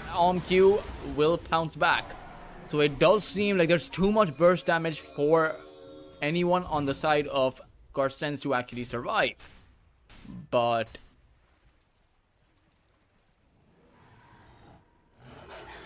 I actually think the Orchid is actually pretty good now. A standard, because the Salty Shift, you need a lot of mana for it.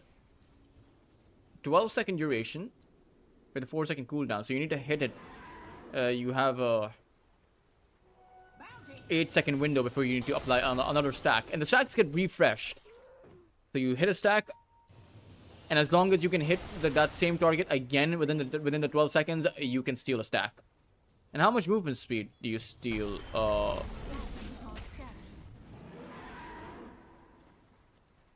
3 movement speed. Okay. Suppose it's barely 1%, right? Less than 1% of a movement speed. 1% of this would be 3.5. So you need to hit them 100 times to steal all their movement speed. Pretty sure they die first. Nice dream call. Actually, it's an initiation towards Kui. He has the Blink Dagger, or rather the BKB, as Youngji. He's trying to make his way towards someone. It does get roared up towards the back line. It's Helmi Ibrahim who will end up going down, as Youngji does not have a way out of this position. He will end up dropping 2. In fact, it will be Mervox who will have lost this fight by the time that it ends. Ren will fall as a trade-off, but it's Boombui who has found the snowball, or rather, they've found him. Nats trying to run away on the Slaughter. It does seem like he'll be able to make his escape. So this buyback from Ren not really coming in handy for anyone.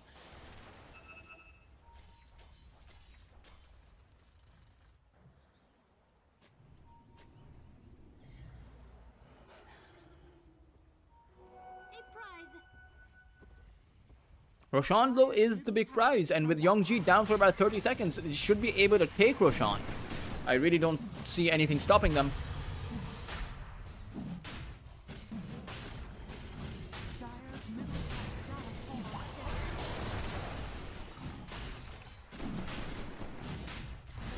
Aegis and the banner up for grabs.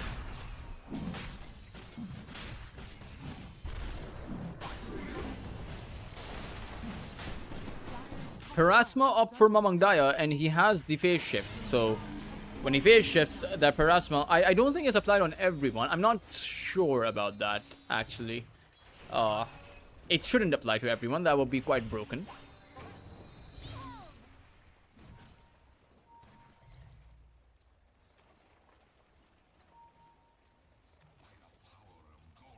And now they'll make their way on the high ground. Q hasn't scaled up in terms of his items, so he's playing with the same items as he was 5 minutes ago.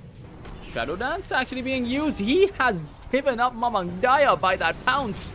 Once again, playing just a bit too dangerous. Might actually end up losing his Aegis as well if they chase, and they really should look to chase, because without Mamang Daya up, I do not think that Cartesnsz can actually fight.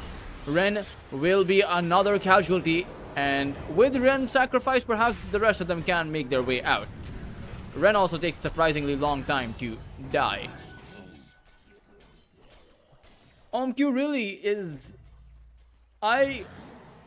He has phenomenal games with the heroes like Morphling, you know, heroes like Abaddon, Dragon Knight, heroes like that. I don't think Starks is a hero. Could be wrong. Maybe, he is a grandmaster at the hero, right? It just seems like with this particular lineup, with the kind of heroes they have, one misstep can cost you your life, and if you pounce in, your team is naturally going to go in with you. I suppose that is the communication at play. Dire's middle tower is under attack. But your team can't afford to get stunned up. Q can. He has the Aegis, and he has the Shadow Dance. He has the Depth Shroud. He has a lot to survive with. But his team actually can't.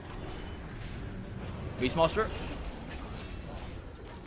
KNP is going to be grabbed up. 8,000 lead up for Mervox right now. And this could very well be their game to take. Despite of this Aegis, I do not think that Cartesnsz are actually in front.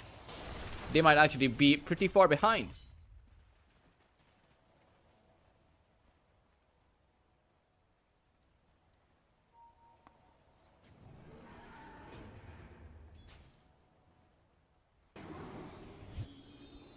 Starter, he spotted that illusory orb coming out. Mamang Daya, though, he'll be safe inside of the snowball, at least for now. He'll be able to blink out, but it will be yet another sacrifice. Boombui, quite literally, just sacrificing himself all game long to keep his cores alive. I mean, he's done a phenomenal job in that regard. Dire's structures are fortified. Dire's middle tower is under attack.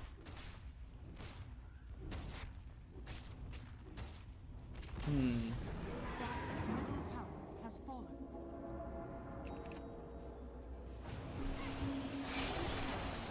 Youngji held inside, but has the BKB, has the enrage as well. Q, another salty shiv applied. His movement speed isn't that slow. I mean, he has a blink dagger, and I don't think they chase after him.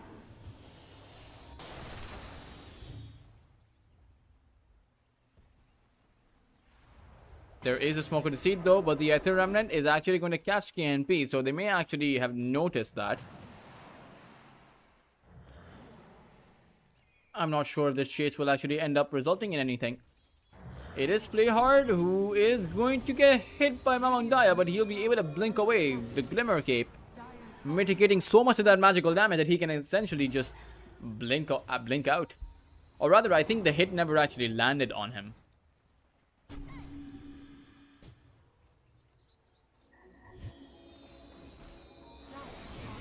Oh, Mamang Daya. He's gonna get hit by a first hit bash coming in from Youngji. Certainly not something that was too expected, but now with no BKB on the source, perhaps Q can actually fight.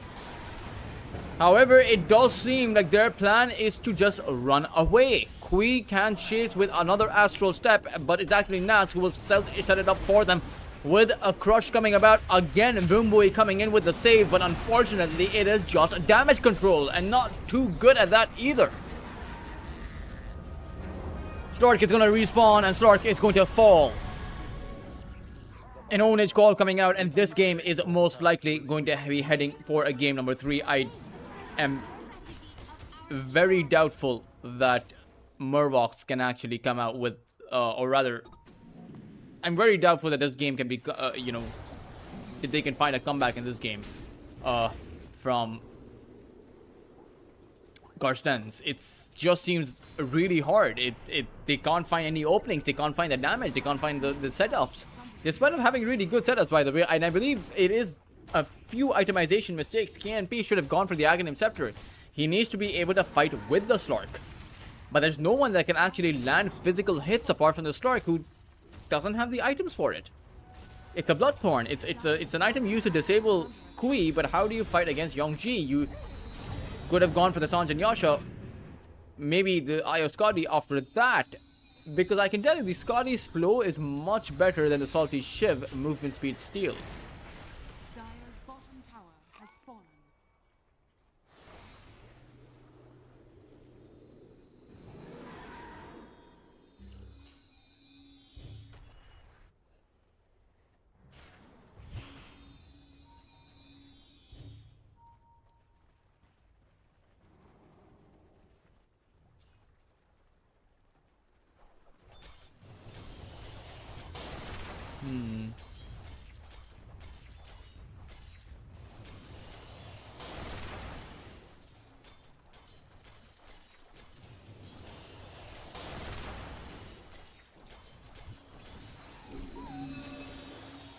Dire's bottom tower is under attack. Mervox going to charge on in, but it's just a bit of poke and prod. I think they will end up going back. Perhaps they'll end up going back.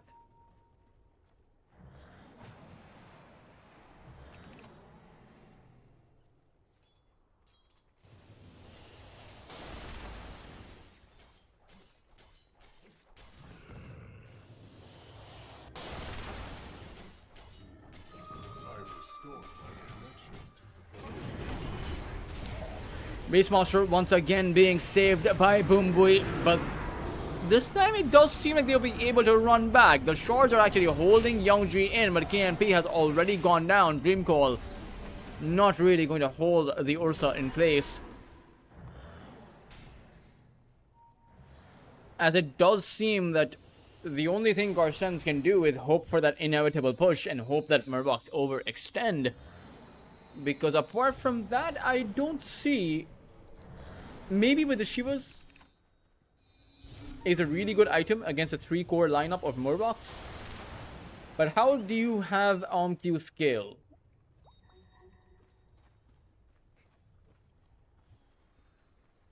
Is the big question.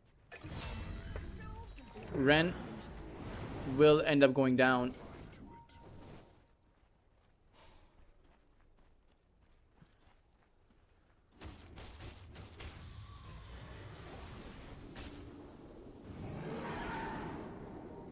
Dire's middle tower is under attack.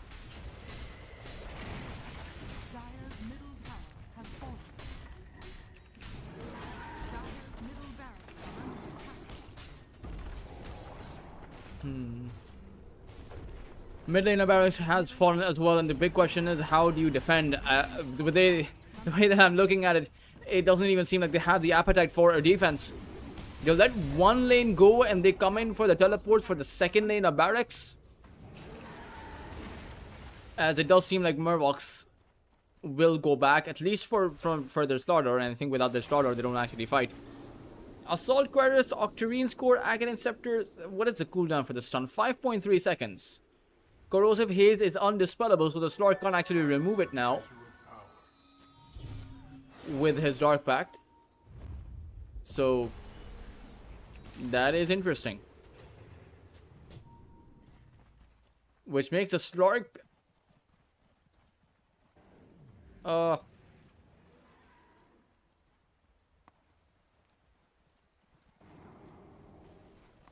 are scanning.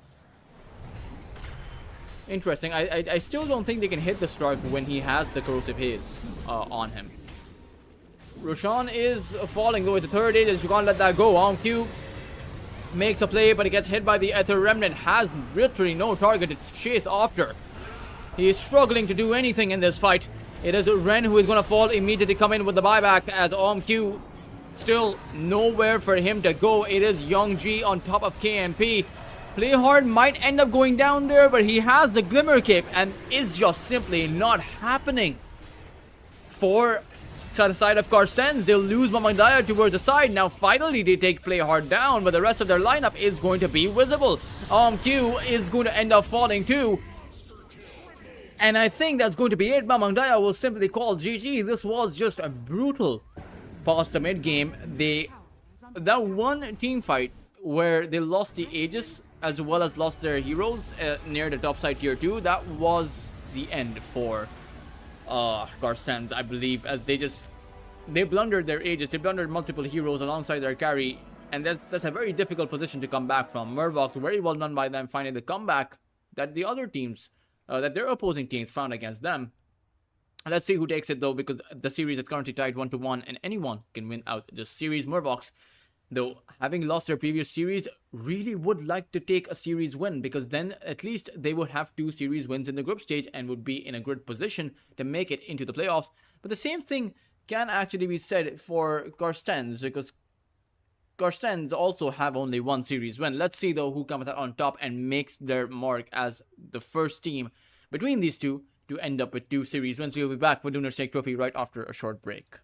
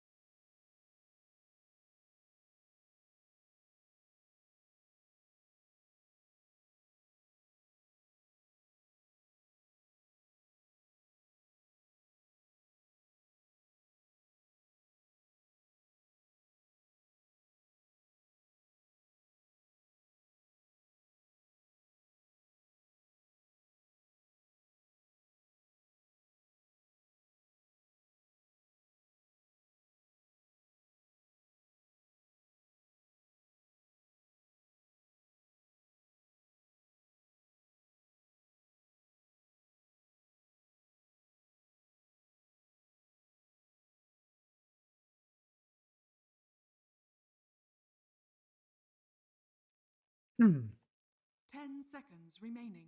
Once again, guys, welcome back to the Crane Station Lunar Snake Trophy 5 seconds remaining. season number 5. We are in the group stage as both of these first two series have gone to that third game. Mervox versus Cartesnsz. Let's see who'll actually be able to take this series, because Mervox really need to win. Cartesnsz really need to win. And Carteснsz's next lineup, or rather matchup, isn't going to be so easy. It's going to be against Team Ivory. So Cartesnsz, if they want to take this game, this is, I would say this is, right now, is their best shot at actually taking a series win today. For Mervox, of course, this is their last shot at taking the series win here today. As Tusk, Dark Willow, Gyrocopter, and a Mars comes out, Cartesnz. They'll have that Shadow Fiend, they'll have that Venomancer, Ringmaster, and Centaur Warrunner. Seconds remaining.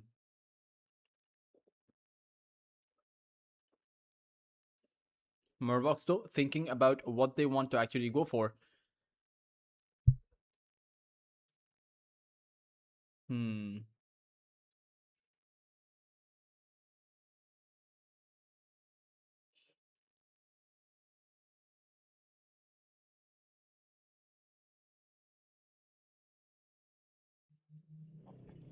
This is a pretty good draft by Mervox.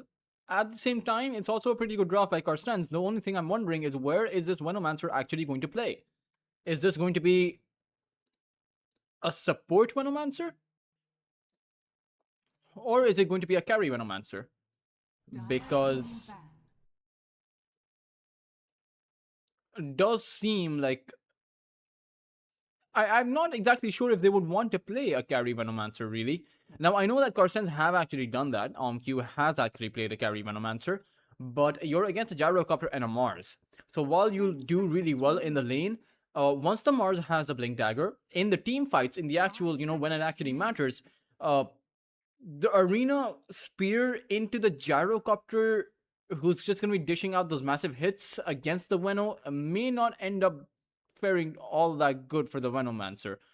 At the same time, you can also play a mid Veno and a Shadow Fiend carry, but then you run into many of the same problems. But let's see what Mervox are thinking, because they don't actually expect to carry Veno. But they don't actually know if this is a Shadow Fiend mid either, because they have banned the Huskar and then the Morphling. So really, this is, as far as the elusiveness goes, Cartesnsz certainly do have the right idea on how to confuse their opponents.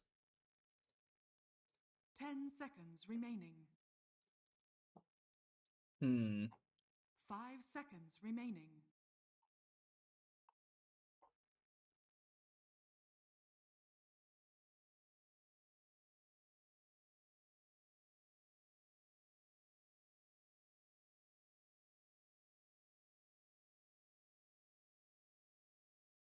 So let's see. Last pick to be picked up by Mervox. Well, I mean, they're thinking about their last pick. It's not exactly... it's going to be a Queen of Pain that comes out. Probably by Kui, right? Because he has a phenomenal Queen of Pain. Have seen it in the recent while. Meanwhile, Cartesnsz, for their last pick, I am not exactly too sure of what they want to go for. Because, again, it can be a carry Veno. Very risky, but can be a mid Veno and a carry Shadow Fiend, or it could just be a support Veno with the Centaur, and they now go for a carry or a mid. It will be a mid, so that means the Shadow Fiend will be the carry, and this Venomancer will be a support. Support Veno plus the Centaur. Actually, it's going to be a support Veno plus a Shadow Fiend. Interesting. Venomous Gale into Raises. I am not exactly sure of that combination, but perhaps it can work out, perhaps it can't, perhaps it's not going to work out. Who really... I don't know, because there's a Tusk on the other side. There's a Mars as well. You can't just spear Boom Boy back. You can also spear Shadow Fiend back. But if you get hit with the Raises, you can also end up falling down. It can be anyone's game, really. I do think Mervox had a stronger draft, though. Just putting it out there. I think the Queen of Pain is going to be against very squishy heroes. Sure, Ren has the Escape Act, but you don't dodge magic damage. Ren actually has the new Ringmaster set as well. Would have been a good Halloween set, but this is the set we get now. Uh, the escape I can momentarily save for you from magic damage, but in the end you still take the magic damage. So the Sonic Wave is going to be a big factor in this game. At the end of the day, I think Mervox, if they have a good Queen of Pain performance, they can win the game. If they don't have a good Queen of Pain performance, then they probably just lose the game. It will be very much down to Kui. On the other side, it's probably going to be down to, I think the Shadow Fiend, right? Sure, a lot of it has to come down to the Ember, but the Ember comes in with that buffer magic damage. The Shadow Fiend has to create the hits. Has to be farmed up to the point where you can have that physical damage coming about. You will have a bit of a pause before we resume on with the game, but shouldn't be all that long.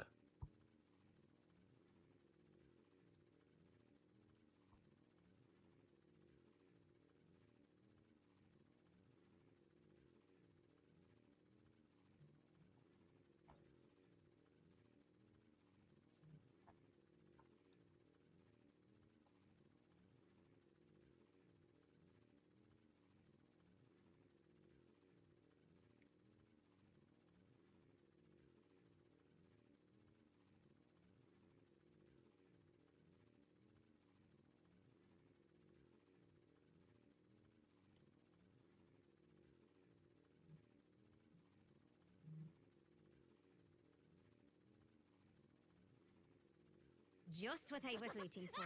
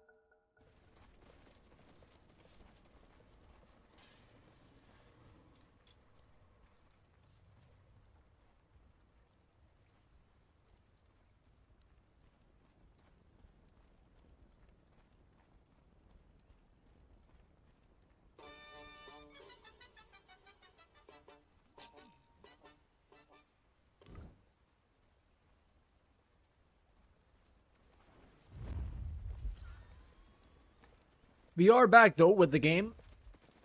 5-man smoke coming out by the Cartesnsz side. As again, they're on the dire side. I did not have to adjust the logo there, but it is up there for you guys in case you don't get confused. The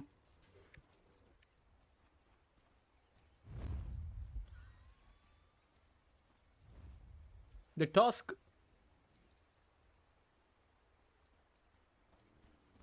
30 seconds to battle.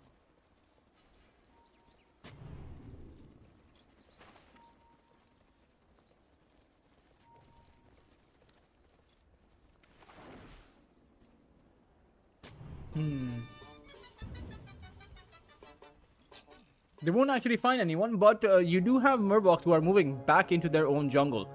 So maybe, and they're on the low ground.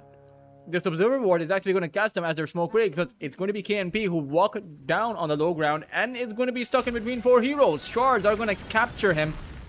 Queen of Pain Kui has the Shadow Strike at the ready, but turns out he doesn't even need it. KNP will just end up going down here to the last hit of Kui, who will grab up first blood. That is that head start that Mervox have gotten, or rather did get in that last game too. But last game, Mamang Dayo just walked up to the high ground and did not actually think about where he was. Let's see, mid lane, Queen of Pain versus Ember Spirit should always go in favor of Queen of Pain. But the Shadow Strike can be dodged, the Scream of Pain can't be dodged. So you have a choice between those projectiles, whichever one you want to use. Maybe Kui just goes up for the Scream of Pain anyway.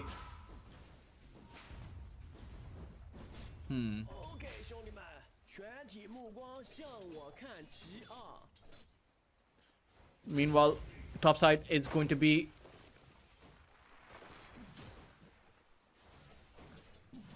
Shadow Fiend plus Venom. Again, I spoke about this. I'm not exactly too sure about this combo, but Nas at the end of the day is a melee hero, so he is gonna suffer here.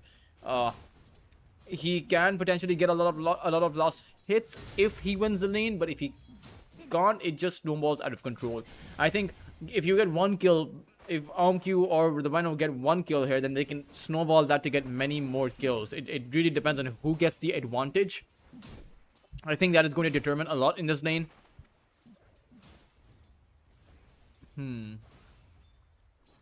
Radiant's courier has been killed. Q.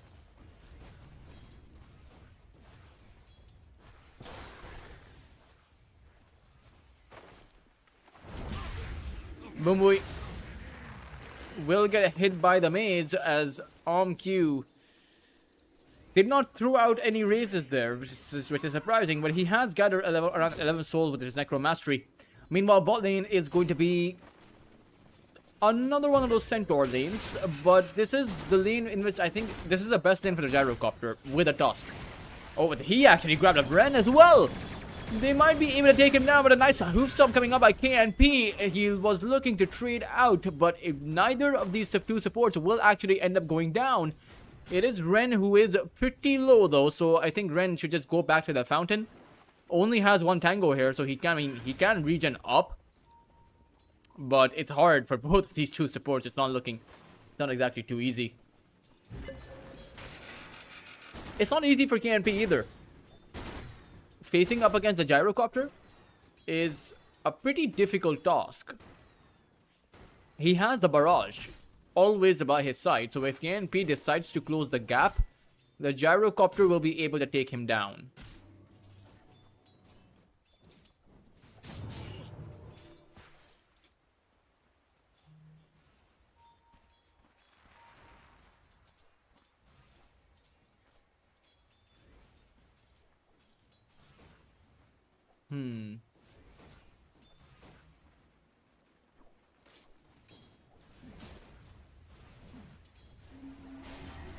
Oh, that's a nice kill by Q. I was looking at those lost hits. I was, what is Playhard doing? Turns out he was trying to trade against a Shadow Fiend, but got too low, and a double raise just ticked him out. And that might result in the Shadow Fiend snowballing, even towards that bot lane. There's just trades going all around. But it's the mid lane where Kui ends up getting the better exchange. Out of all of these lanes, sure, that Shadow Fiend got a kill, but Kui just ended up winning this mid lane. A solo kill on Mamang Daya before he even had the Sonic Wave up. As towards that bot lane, KNP goes down as well. Ren is going to be the second target. Mervox, again, I don't want to get a bit too ahead of themselves, and I really hope that Mervox don't get a bit too ahead of themselves either, because this is the second time in the past 6 games now, or rather this is the 4th time in the past 6 games where they have gotten that early game lead, a significant early game lead. This bottom lane, they've been able to take both of these two heroes down from the other side. Mid lane has been won by Kui. Even that top side, it's sure the Shadow Fiend too, he got a solo kill, so maybe they're not exactly winning that lane, particularly with Nas not actually having too much CS. But they are very much winning their other lanes. No gold for you.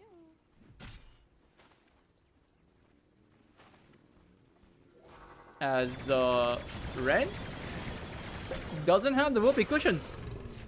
Actually, might just end up going down again. I'm not exactly too sure what he was doing. Hoofstomp will come out, but will it be enough? Ren will end up going down. Another kill for Young G. He is 2-0-2 right now, and surely that one kill that the Shadow Fiend got is not going to be enough for Q to outcarry compared to the Gyro. But again, it is very early to actually say that as a confirmed thing. Queen of Pain. Kui in trouble, throws out the Sonic Wave, actually lands it again for a solo kill. No, just That is the perfect Lois time being thrown out by Playhard. They are doing very well for themselves. Mervox. And this is Kui's Queen of Pain has to be respected. He plays a phenomenal Queen of Pain. Mid lane, unfortunately, Play Hard is a bit dead. Or not even a bit dead. He's quite dead, actually. Mamang Dayo.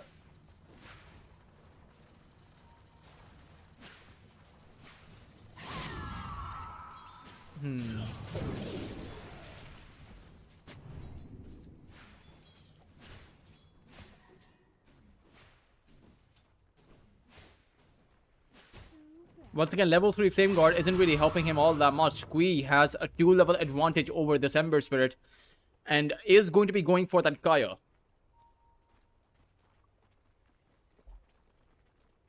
Shrine of Wisdom exchange is on the way. Squee is actually making his way here too. So it's not as if Cartesnsz have too much time here. Another raise found on towards Play Hard. Q needs a few more. I think he needs 2 more hits. Won't be able to actually find those hits. Kui is actually going to come in as Q is here too. He has the Requiem at the ready, but Ren has already lost his life. Shrine of Wisdom already secured. Yongji actually took KNP down as well, as Kui will be able to blink away. And Boombui held in, taken out by the maze hit. As Q, he has whiffed most of his raises. Kui has the Sonic Wave, throws it out, and this is an absolute disaster. Q is still alive though, so it's not a complete mess. But it's, I don't know. They lost both shrines. They lost their Weno, their Ringmaster, and their Saint Course. They lost 3 heroes and lost both shrines of wisdom. Just 4-level advantage, 5-level advantage at the 7-minute mark. This is not looking too good. Ren is level 3. 8 minutes in. Helmi Ibrahim is almost level 6. Play Hard is level... Okay, so Play Hard is also level 4. But Boombui is level 4 too. You know, so that much is even. And having Boombui become level 6 actually helps you out quite a bit, because you have the Noxious Plagues, I think. As far as all the supports goes, I think Cartesnz have the better ultimates on their supports. The Wheel of Wonder, the Noxious Plague compared to the Bedlam and the Terrorize and the Walrus Punch. It's definitely, I would prefer the Wheel of Wonder. It's AoE spells at the end of the day. But Ren, unfortunately, is level 3. And with him dying over here, is going to need even more time to get his level 6 back up. Or level 6 up, not back up. He never had it in the first place.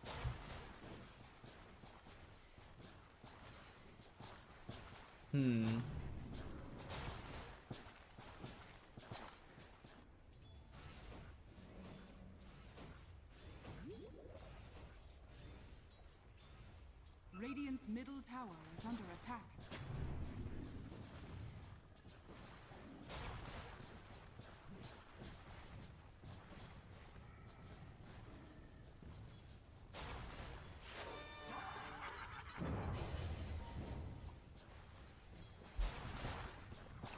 Let's see.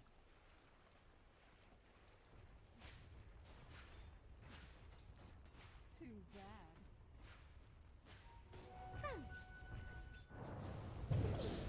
Nas throws out the arena.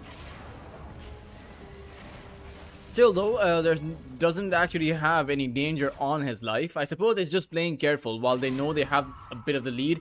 Net worth wise though, it is still not all doom and gloom. Q is at the very top of the net worth chart, also has his Mask of Madness flying in.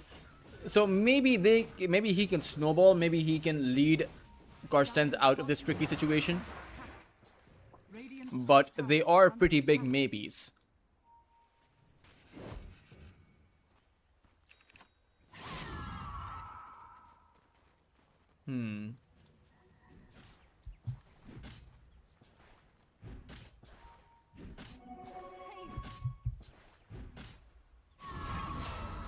We found Boombui.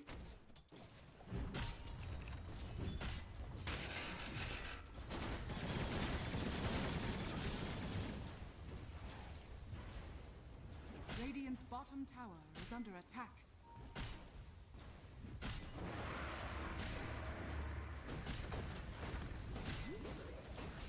Tier 1 tower is going to fall. Radiant structures are fortified.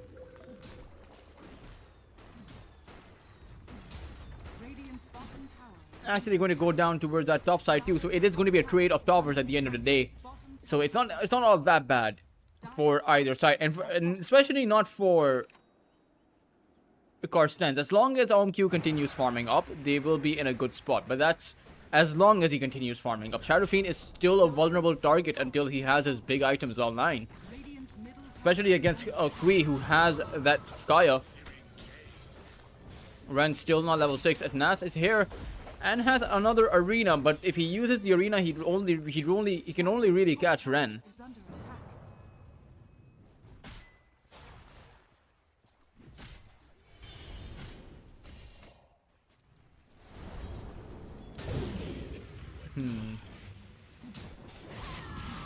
Mamang Daya.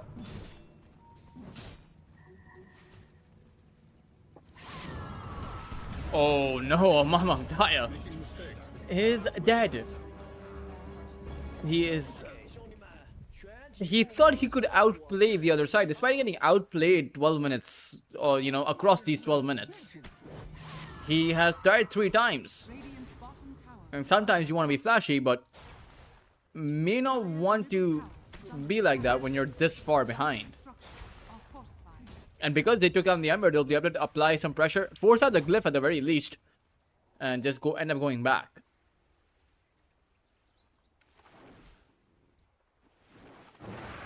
Slow and steady, I suppose, is the way that they'll play.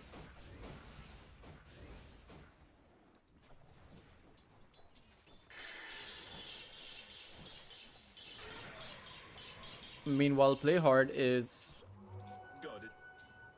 farming up for some reason. He has the Bedlam. I mean, if he sees Boombui, they'll take him down. I mean, they do see him now. And surprising that they're playing this conservative. I think it's just the idea that they played so many games today, got the lead, but bungled the lead. I think they're playing conservative, careful, because they know their Gyrocopter has a great shot here. They know that Queen of Pain is much more ahead compared to the Ember Spirit, so they want them to stay ahead.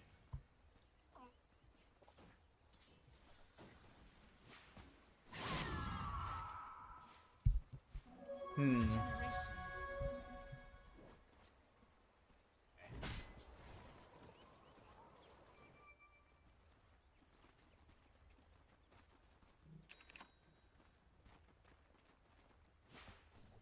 Radiant's bottom tower is under attack.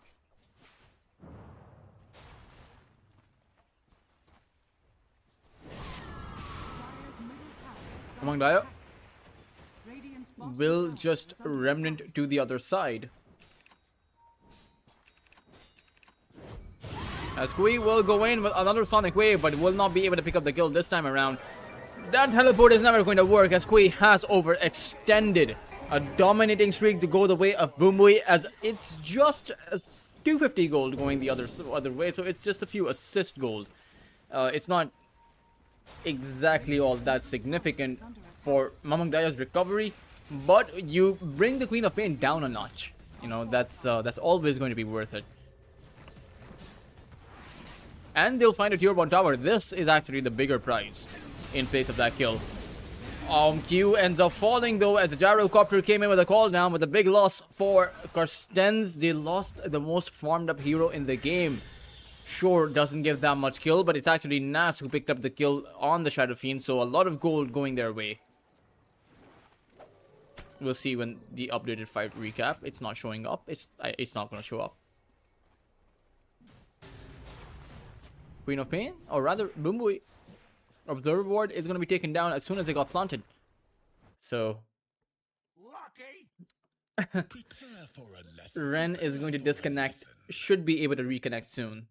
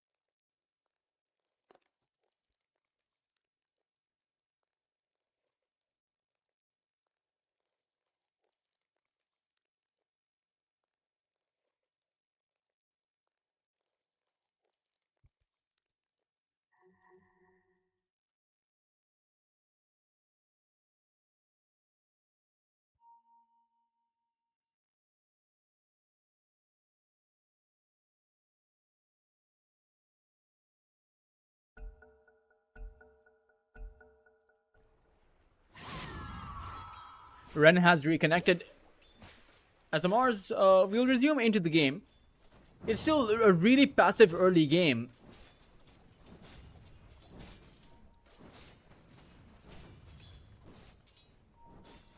All things considered.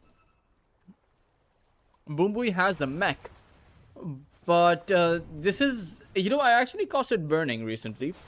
He was playing the Venomancer. By recently, I mean quite literally just yesterday or 2 days ago. There was a tournament where Burning was playing. And he was surprisingly, if you all remember Burning, and anyone who has been playing Dota for a while knows of Burning. I had to hold that thought as there might be a kill happening, but the thing is, Kui does not realize that the Ember Spirit is moving in. Inside of the smoke of the seat, they are looking for Kui, who will blink back. But I think Kui might just start farming here. No, he'll actually play it really safe. Certainly that loss of confidence, or I wouldn't say loss of confidence, I would say confidence readjustment. However, Nas is going to be caught up. Wheel of Wonder is there as well, and Nas should end up going down. However, he has the Eels. Mamang Daya is the one who is actually going to get caught, but the arena doesn't actually clip him. So neither side actually being faced up with any loss. But both sides, you had to use the arena on Mervox. You had to use the Wheel of Wonder on the Dire side. So it's sort of an even exchange in that regard. Meanwhile, Youngji farming up. Third call down.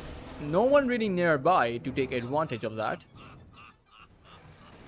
But Youngji also...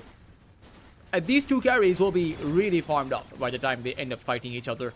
I'm just wondering who comes out on top, because it does seem like the Gyro plus Mars combo is better than what Cartesnsz bring in. However, right now, Mamang Daya, he is going to be leaving. Ren is also going to be that second casualty. Cannot really do anything in this position as far from throwing out the escape act, a temporary measure. Nas to pick up the kill as... good sets of kills coming out.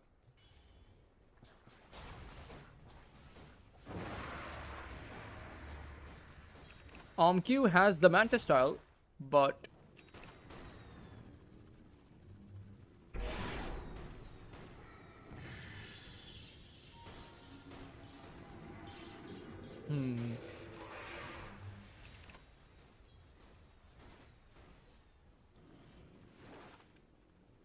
Dire's bottom tower is under attack.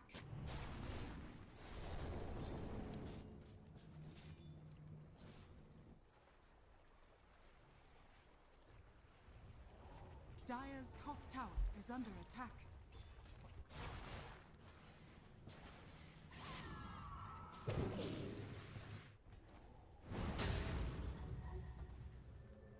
Teleportation back from the Mars that he has. I mean, he's created space across the map. They have the vision.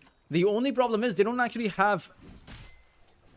Dire's top tower is under They don't have a solid way to start a team fight on everyone.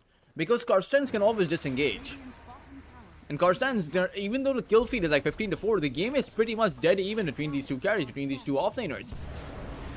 There's a mid lane discrepancy. However, right now there's an arena. Sonic Wave also comes out as OMQ is still alive. He'll just be able to reposition, throw out the Requiem, which will actually catch out all 5 of Mervox. The Centaur is going to end up dropping though, as it's a trade of 2 heroes, 1 support for an offlaner, and I think that Mervox will be happy about that. The only thing is, the tower did end up falling, so it's not exactly all that bad, but Youngji did deny the tower. So maybe it's an even exchange, and I think the tower was going to fall anyway.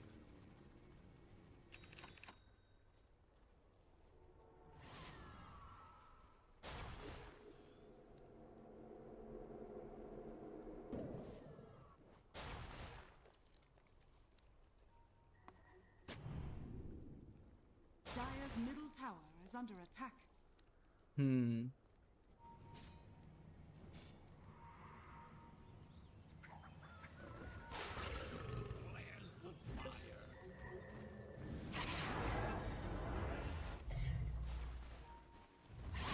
Dire's middle tower is under attack. Dire's middle 5-man tower smoke coming has about. fallen. Radiant's top tower is under attack. As Kui jumps forward, that is a very ambitious blink in. He has the haste rune but has taken in too many debuffs and will not be able to survive from all that poison. Will just end up dropping as he runs away. And all the meanwhile, Mervox, they may have bungled it once more. Mars is not going to be able to survive. Now, he does have the arena, actually survives inside of it for the momentary while. The Ember is there, so it is going to be a kill confirmed. They did take the Shadow Fiend out, and Youngji is still going on strong, so if they can make it out with a gyro, that is going to be plenty worth it. But in the end, it is just the gyro that actually is able to escape. Everyone else still dies.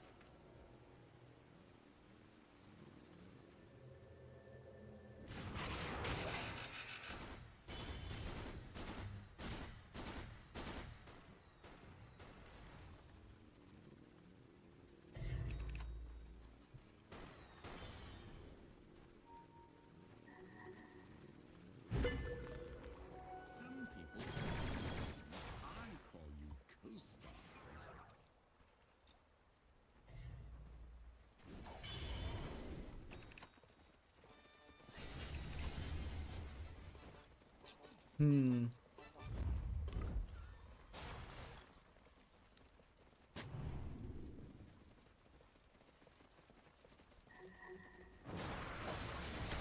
Tormentor is going to be picked up. And the shard will go towards Ren, so he has the spotlight coming up. No illusion-based hero here, but it does provide some vision, and also, you know, it gives you true sight on any invisible hero. Radiant's top tower is under attack.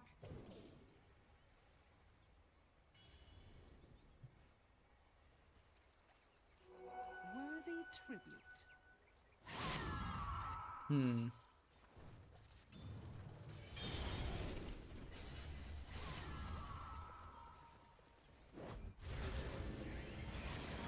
Bumui did get caught here. Good kill to find, but Mamang Daya is coming in with a response. The Noxious Plague was actually sent out. Mamang Daya wants to go back in. Wheel of Wonder gets sent out, and the fear actually lands on Youngji, who does not have a BKB, so Youngji might end up going down. In fact, he doesn't have too much HP. The Vessel, as well as the daggers coming in from Ren, will be his end. And a Venom for a carry is not going to be worth it for the side of Mervox.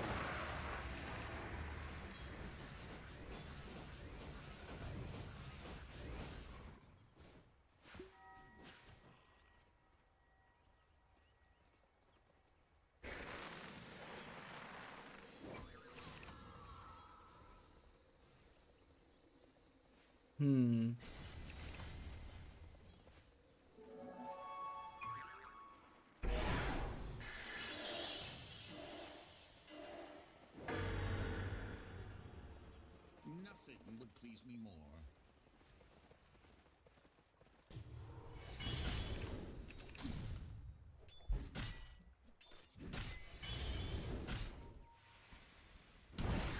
Mamang Daya actually gets skewered there, so this could be a great kill if they can find a Sonic Wave. Gets thrown out. Mamang Daya to get hit by the snowball. That will be his end. Q. He's looking for the way in, but I think by losing your mid lane Ember, you just kind of have to go back. It is very much a stalemate between both of these two sides. I don't think either side is actually convincingly ahead. I don't think either side knows who comes out ahead. It just depends on very much the initiation. However, it's the counter initiation that both sides also have to be afraid of. The arena or the Wheel of Wonder.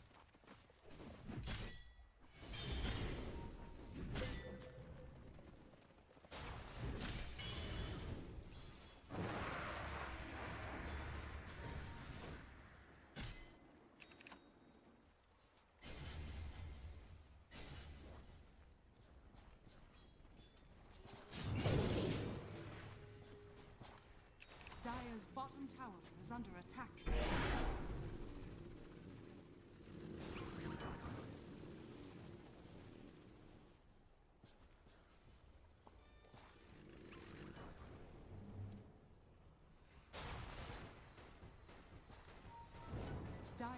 bottom tower is under attack. Roshan up for grabs. As Mervox are going to head in, or rather come in for a contest. There is a call down, there is an arena. They do have quite a bit to go in for it. And it's going to be Nas who will jump on it forward. Mamang Daya will remnant away. The arena has actually captured on cue, but he has a BKB. Will try to dish out the remnant, or rather the Requiem will be able to do so, but in the end, it will be Mamang Daya who will snatch away the Aegis. Mervox have lost the fight, and will have to go back. Radiant's middle tower Youngji not really going to be held back by the Searing Chains or that dagger. It's still though a win for the side of Cartesnsz.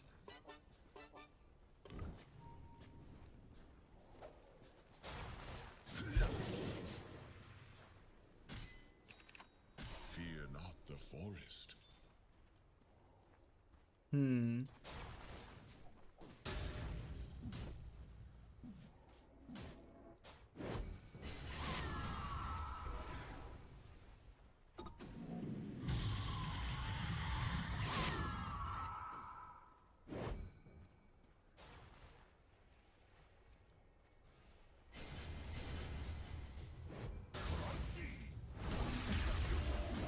On cue with the Bedlam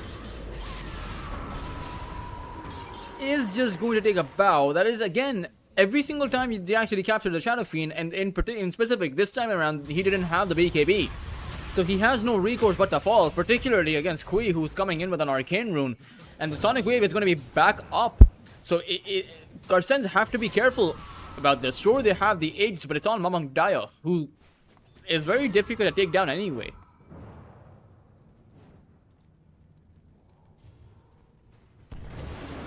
Pass coming in, or rather Nas coming in with the arena, and that's a third kill. Cartesnsz losing their heroes one by one, really need to get it together. They might end up losing their tier 2 tower because really they don't have most of their lineup online to be able to defend. But the Glyph will push out the creep wave anyway, so I think Mervox will just go back.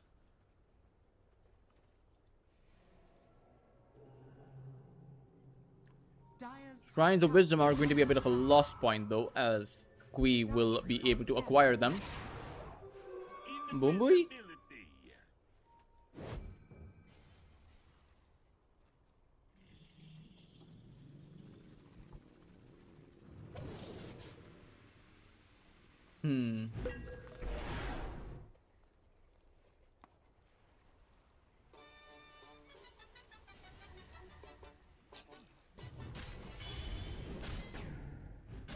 Pipe of Insight has been there for quite a while. I believe all of these items have been there for quite a while, as the Centaur has had a bit of a problem scaling up, but that's alright. He has most of the key items. Lotus Orb actually being built up. Mamang Daya is going to be held in, will be able to remnant away though. I think they should have used a Sonic Wave, but I think they weren't expecting to be able to chain those skills so well together. I mean, it was quite perfect, honestly. I think the Sonic Wave would have meant the Ember Spirit died. He had 400 HP left. Radiant's middle Sonic Wave, 625 pure damage. Ember gone. Dire's top tower is under attack. Radiant's middle tower is under attack.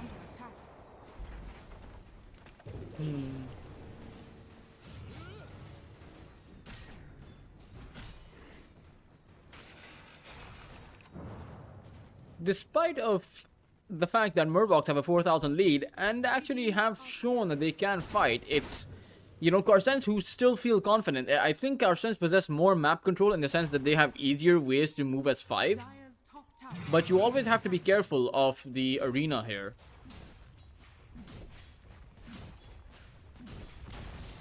Dire's top tower has fallen. Radiant's middle tower is under attack.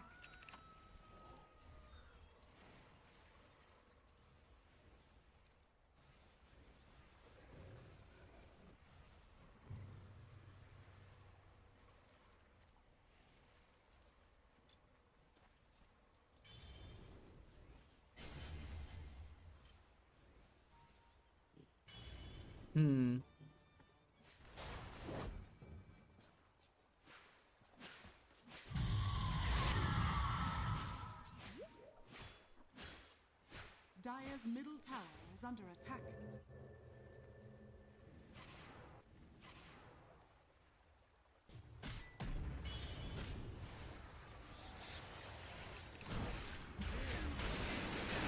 KNP should be able to make his way out. No, he can't. Despite the stampede, it seems like his team abandoned him there, or rather, I don't think his team was nearby. I am most likely kind of losing it at this point. I mean, my mind. BKB up for the Mars. It's a full 9-second BKB. The question is, will Youngji go for a BKB this game? Because I think in both of the series from Mervox, we didn't actually have any BKB being built by either of the gyrocopters. From their side, from the other side, none of them actually went for a BKB. OnQ does have a BKB though. At least that's the good thing. At least for their side.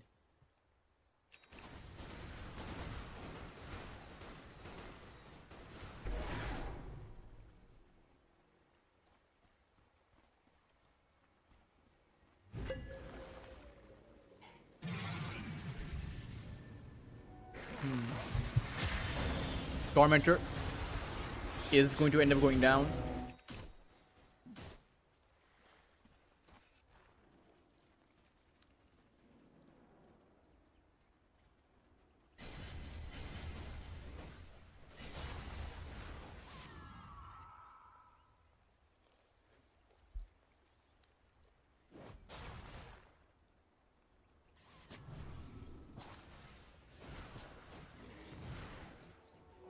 I deserve this.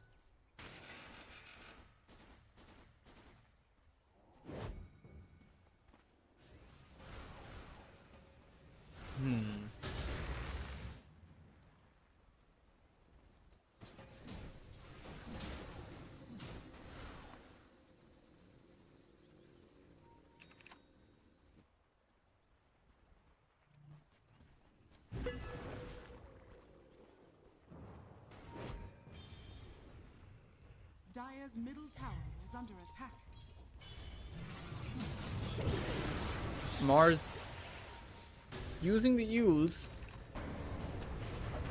As Mamodaya is going to come on in, Wheel of Wonder gets sent out, but the arena is going to capture all three.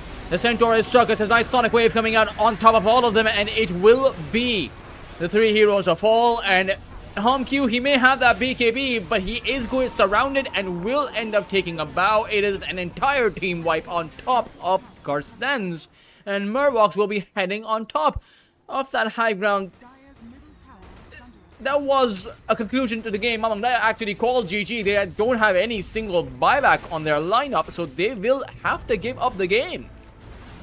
It would have been the throne either way. Mervox come out ahead 2-1. This was their second series win.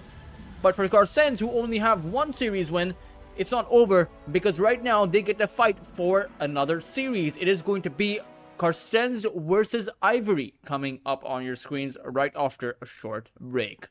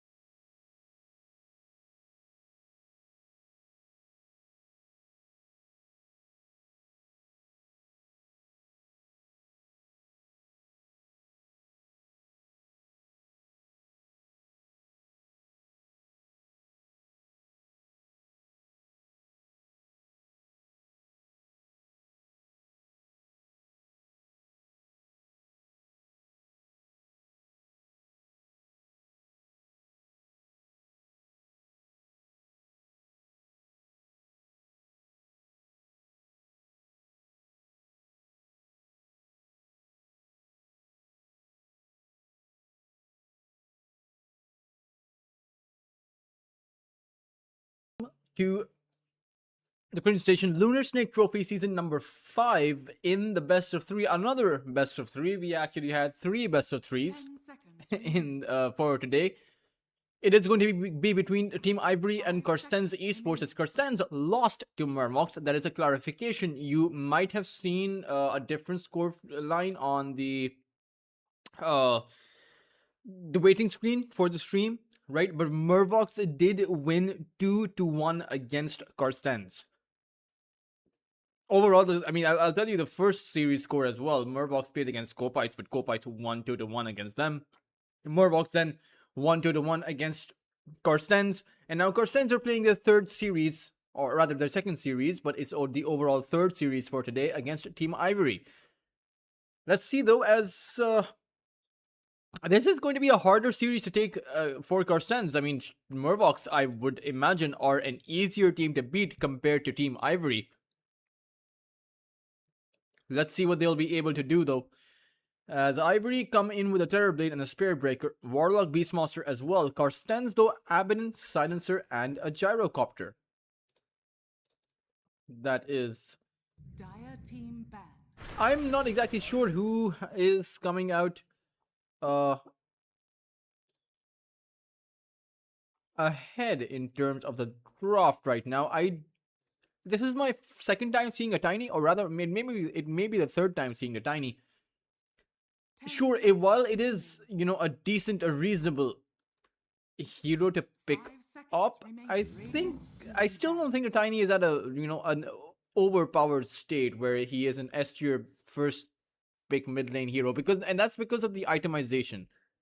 The Tiny is downright amazing in the first 15, maybe even 25 minutes of the game, but does scale off because you're kind of going for pretty weak items on more. And this is not a criticism against any one player. This is just the current meta of the mid lane Tiny is blink into, you know, and then you go for items like the Euls, or sorry, the Euls, and then you itemize for utility. You create a force staff after that, and it creates a scenario where the Tiny starts to scale off in terms of damage potential. I think that is the biggest problem that I have with the Tiny. In this game though, they might not scale off because do they really need this Tiny to be that damage dealer? You have the Gyro, you have the Abaddon, you have two, or rather the Abaddon offlane will make it a slightly greedy draft, but at the end of the day you do have the damage. And it's pretty good because the Tiny, since it's now an AoE stun on that Avalanche, there's no way that the Terrorblade can get off his Sunder as long as he's under the Avalanche. Of course, you only really have one stun available for the Terrorblade. You do have the Global Silence, but that's only reliable until the Terrorblade pops the Manta, so it's only reliable in the early to mid game. Past the mid game mark, the Terrorblade will have the Manta style available. Ivory, with the rest of their lineup, you know, the Spirit Breaker charging in, creating a buffer for the Terrorblade, Beastmaster, Roar, Warlock, Fatal, or rather Chaotic Offering. I would imagine this is a pretty good TB game if you can hit the timings. Once you get to that Eye of Skadi, I think the Ivory are going to be stronger. Meanwhile, for Cartesnz, sure, they have, again, the Gyrocopter, as well as the Tiny, some decent early to mid game fighting potential.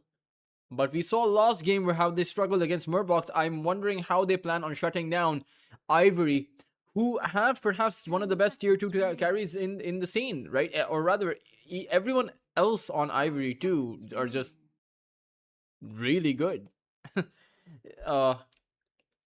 Ivory, I believe, have more tier 3 tournament wins than everyone else does in the current scene. I could be wrong about that. Let's actually take a look at Ivory's current standing. Ivory are 4th right now. This is actually their last series they're going to play at Lunar Snake.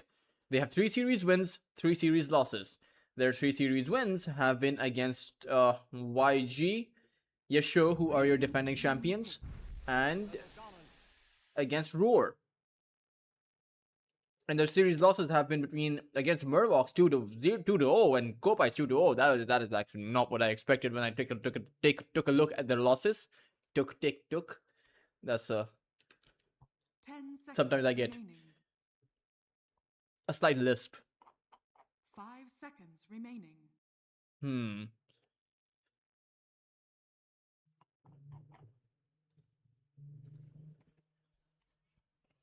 Shadow Shaman being picked up by Cartesnsz. As Ivory, lost pick. That might be coming out. I'm not sure.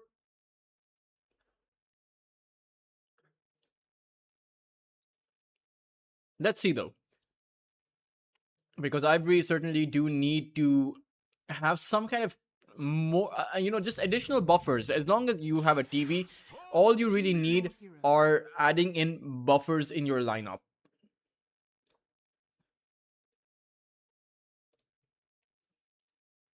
Ivory will pick up a Storm Spirit. This is one of their most played heroes on their mid lane, and the Storm Spirit has been buffed. In the recent patch, the Storm Spirit now only loses 2 galvanized charges when he dies, as opposed to the 3. And the slow from the Overload has been increased from 80 to 90. So the Storm, now the Overload buff isn't that high, sure, but that galvanized loss is pretty good. Because since you're only losing 2 galvanized charges, you can play riskier with the Storm. It's harder to shut down the Storm now. It's harder to stop a snowballing Storm, which is, I suppose, the whole idea between a Storm. Interesting set that Ken is going to be playing with, though. We'll see. The Spirit Breaker has yet to be picked up by Ivory's one of Ivory. He's Ivory 0. There we go. Drake picks it up, and let's see how Boombui can survive. Position 5 silencer. I mean, it's okay. It's good. But you have a Beastmaster and a Spirit Breaker against you. And you have a Gyrocopter in your own lane. So while the Gyrocopter can fight back, he sure as hell is not going to be able to help Boombui survive. So I would expect quite a few kills to be coming out. Ivory, at the very least, I think Ivory with their Spirit Breaker is just going to be constantly charging around. Maybe Cartesnz can farm up to the point where they can fight back. KNP, again, playing an Abaddon, easier to survive on this Abaddon. Easy to, with the Gyrocopter farming up, they should be able to take Ivory down early to mid game. In the late game, again, it's not as if the Turbid is just straight up stronger than the Gyrocopter. It depends on the positioning. And the positioning is more so important for the Gyro. Because the problem for the Gyro against the TB is the fact that Turbid simply has too much attack range. Especially with Hurricane Pike. I mean, both sides will be a Hurricane Pike, so I suppose it will neutralize in that way. But the Turbid just has more attack range with that Metamorphosis. Logos aren't up though. But it is, I will adjust the logos, don't you guys worry. As soon as I find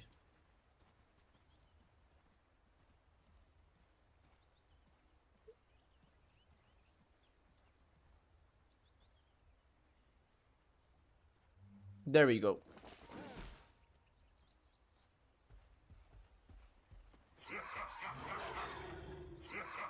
You guys should be able to see that on your screens now, as Ivory are going to be going for a Smoke of Deceit play.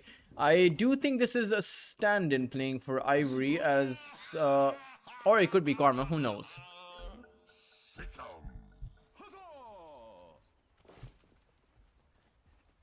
AK, Assault Querus.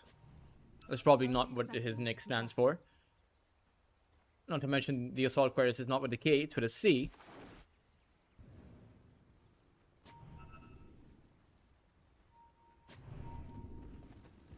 Teehee and Drake, they're going to run across Cartesnsz and should just go back. There's no one that can actually create a stun unless Mamang Daya hook tosses Ren in, but he doesn't have the toss. He has gone for the tree toss or the tree throw.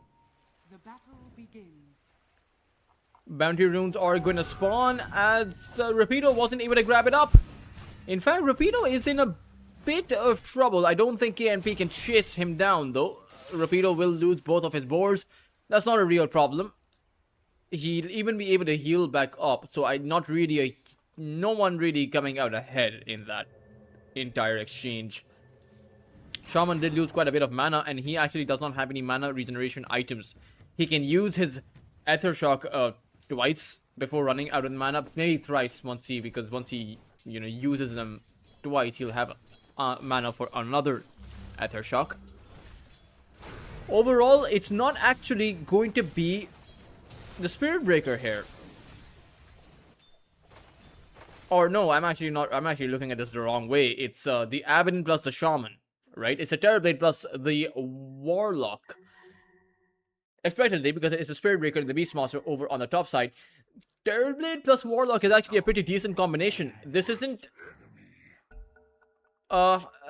sure, you have the Shackle, and there's no way to actually break that Shackle, because there's no stun that he comes in with. I still think, though, that it's okay for the Terrorblade. I mean, at the end of the day, all he really needs to do is survive and farm, and the Shadow Word is going to help him survive.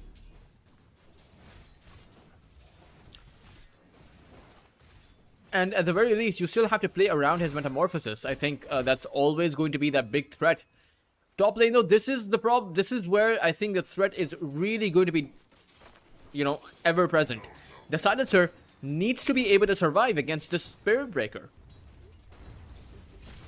And if Boomboy is in a dangerous spot, he will get charged on. Rapido with the two boars and the hawk can take him down. And the barrage damage is going to be dispersed amongst all of those units. The two boars, the hawk, the Beastmaster, the Spirit Breaker. It may not be providing that deterrence to stop the Beastmaster from coming in. Sorry, I had a bit of packet loss. I think it was the server side because my OBS connection is completely stable, 0.0 drop frames, so... Drake still, he actually needs his charge before he can charge in. You know, so there is that.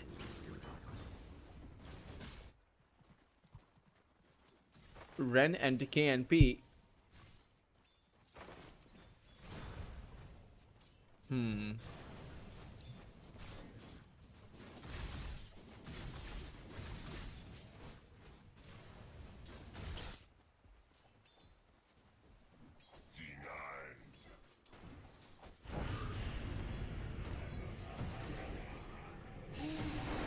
There's the charge coming in. It's not on the hero though, it's on the creep. However, I do think that it poked the Silencer, at least for a little bit. Kendo, thinking about going in, will decide against it.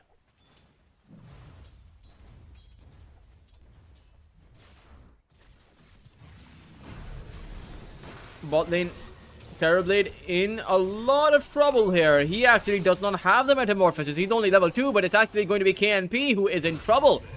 It's a Terrorblade that will draw first blood, and Ren is also going to be in danger. This offlane has not worked out for the side of Cartesnsz. And I hate to be the bearer of bad news, but Terrorblade is really not one of those heroes you want to give a double kill to alongside the first blood. That is going to snowball him so far. He has an entire power treads now, 4 minutes in. And has 350 gold to spare. He can get the Wraith Band if he wants to, or if he can go for the... Wants to press on forward. Dire's middle tower is Meanwhile, mid lane is a place we haven't actually looked. That's because Ken is just farming up in the jungle. For now, at the very least.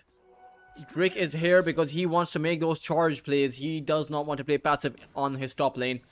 He wants to be involved around the map.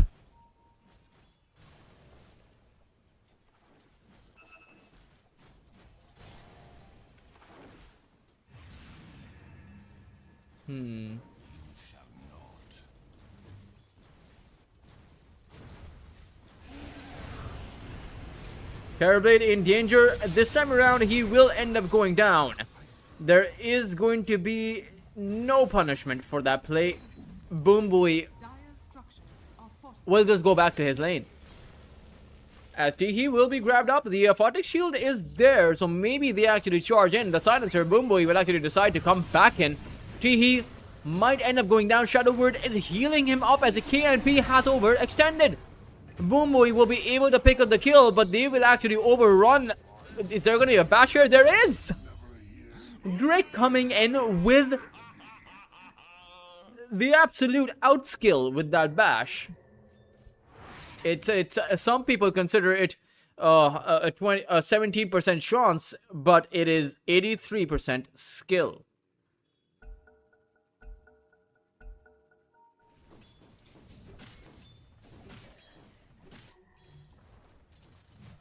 Radiant structures are fortified.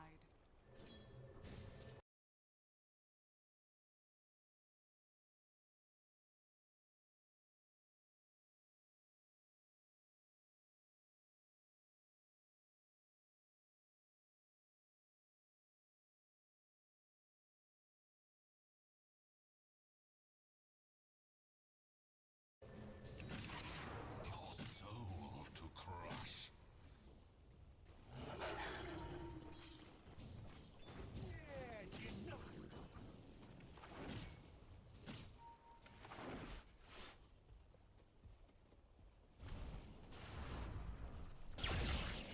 Storm Spirit zaps forward for the 6-minute rune, but cannot find it.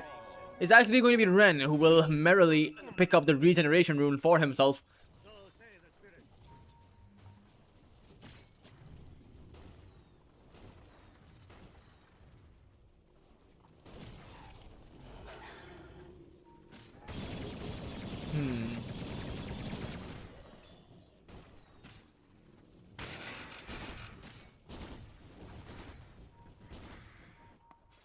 Mid lane Mamang Daya. So far, the game has been going passive on the mid lane. I mean, we haven't seen a Tiny rotate, we haven't seen the Storm Spirit rotate. No one's really rotated away. They've just been passively farming up. Radiant are scanning.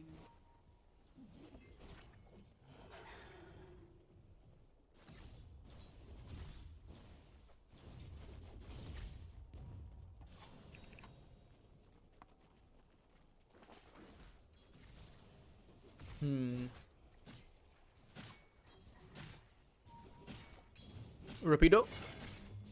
He is going to be encircled here. Bumui will actually spot at the boards. They'll know Rapido is nearby. And with 3 heroes on top of this Beastmaster, he can try to go for the TP, but that will never be possible.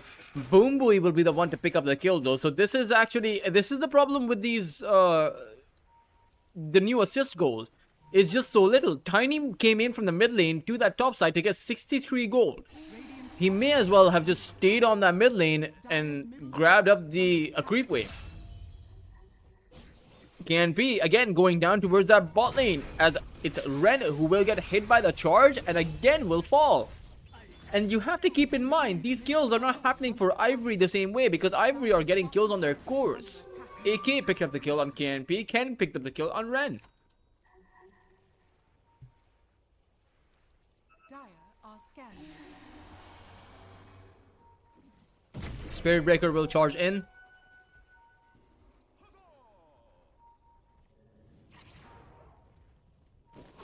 AK will get tossed back. This could be a huge kill. He doesn't actually have the Sunder.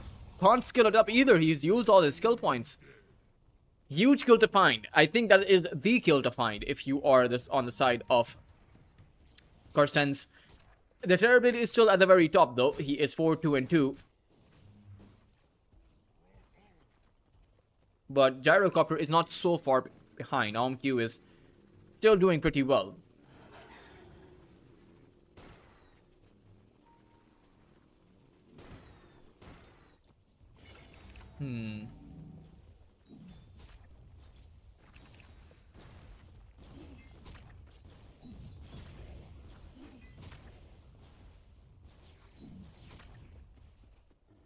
Radiant's top tower is under attack.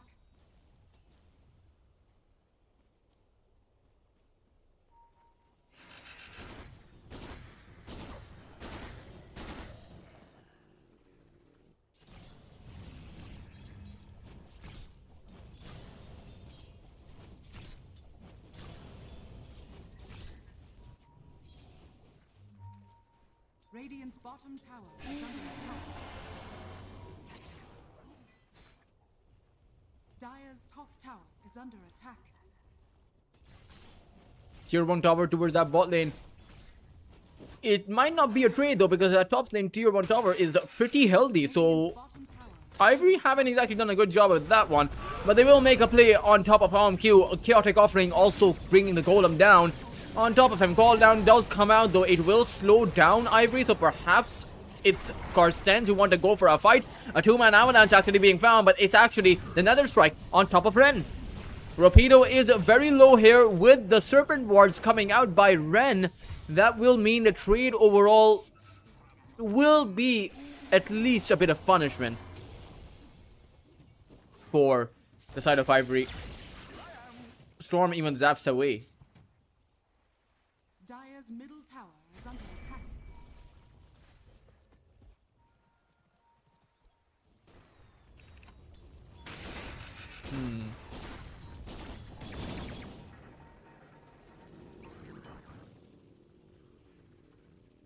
Radiant's middle tower is under attack.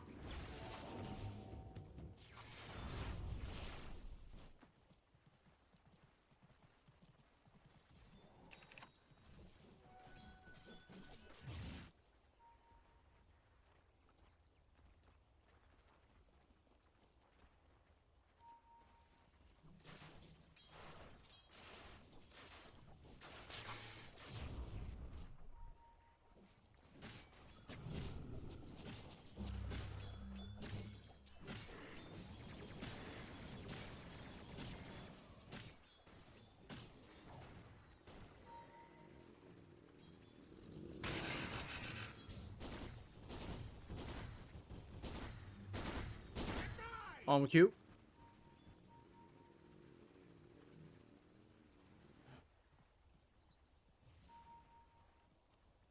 Radiant's middle tower is under attack. Terribly does have decent farm. I suppose I wonder why they're... I mean, because the Terribly can farm out the jungle pretty easily. He has, you know, the Occult Bracelet as well to farm out the mana. I suppose it's him. I suppose it's because they want to use the TB to push out these towers. Because they really don't have any towers going their way. Dire's structures are fortified. With the Metamorphosis, this should be an easy tier 1 tower to take down at the very least. But you still do have the Global Silence coming up.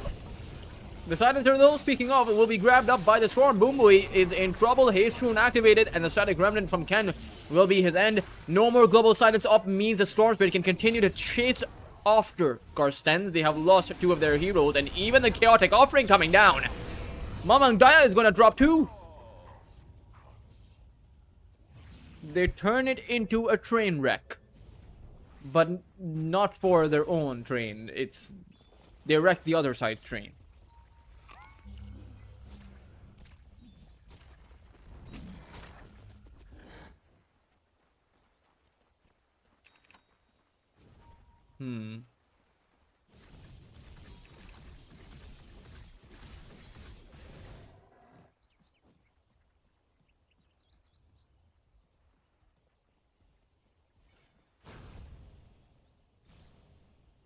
Stupendous!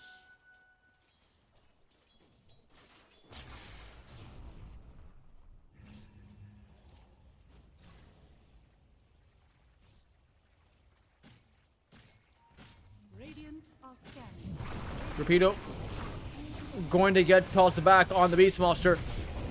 As Drake did come in with the charge, but there are Serpent Wards around the Spirit Breaker, and he can try to run. Maybe he can even run far. There is no mana for any of these spells, but the Avalanche comes in from Mamang Daya. They'll be able to pick up another kill.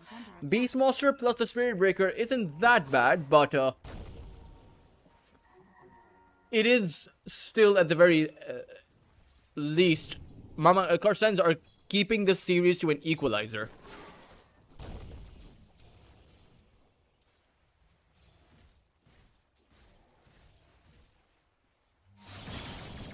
Gyrocopter Is under attack. needs to be really careful. Radiant structures are fortified. Global Silence will keep the storm at bay. Radiant's middle tower is under attack.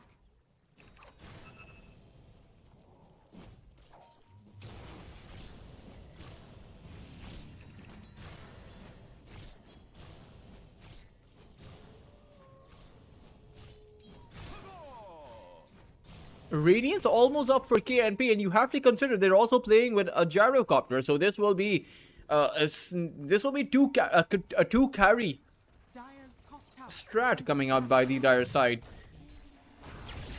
and they may actually be stronger. But still, it's Mamang Daya who is in trouble. He will have the aphotic shield. No, he's actually doesn't have the aphotic shield, but there it is. The shield comes out. It's actually enough. It comes in clutch by KNP. They'll be able to take even the Terrorblade out. As OMQ finally decides to join and ends up with a double kill going his way, it is going to mean that Cartesnsz are going to be significantly ahead. That shield coming in clutch by KNP. Radiant's Towards the very tower end. has fallen.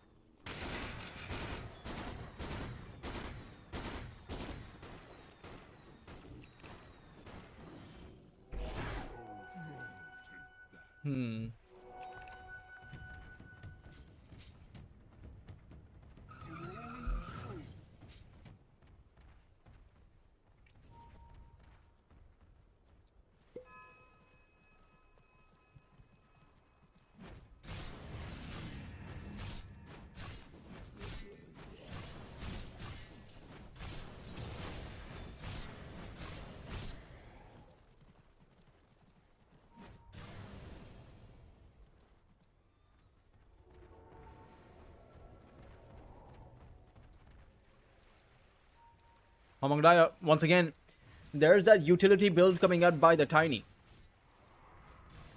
As the Blink is going for that Eel Scepter.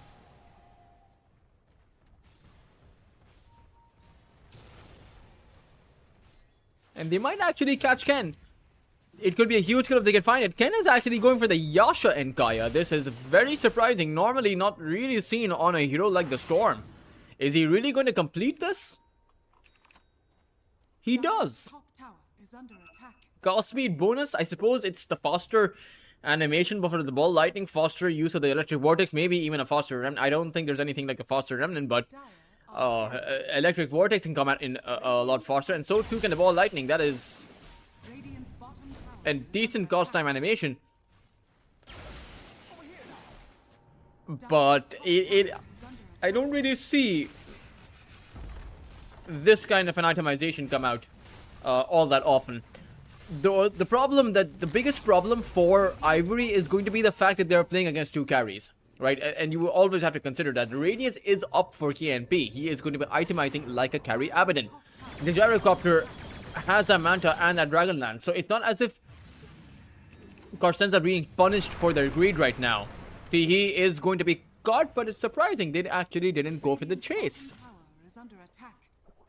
They will see, Cartesnz will spot out the fact that Ken is here towards the bot lane, and they might want to posture forward.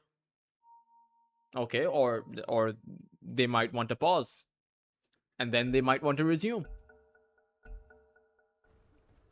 There we go.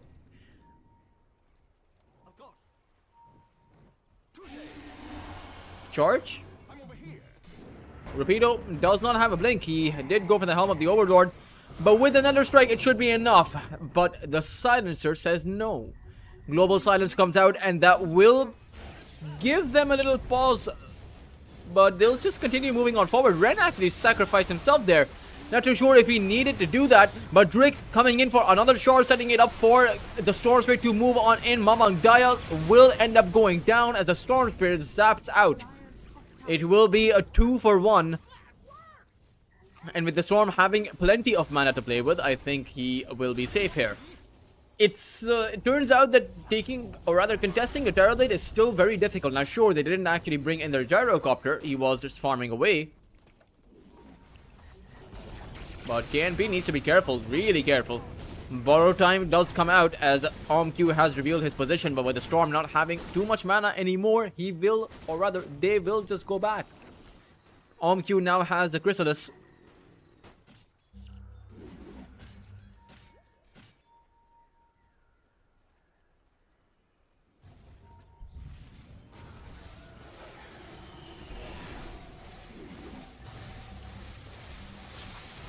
Tormentor will also be picked up by them. And it will be T-Heat who will end up with the shard. Interesting. Patience is rewarded.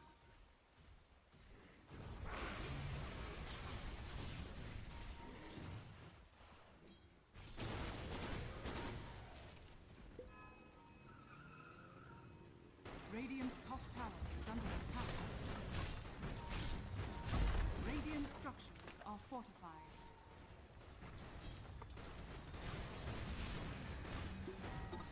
It does seem like both teams are good at pushing, which is the surprising bit, right? Because both teams are able to push against the other so easily.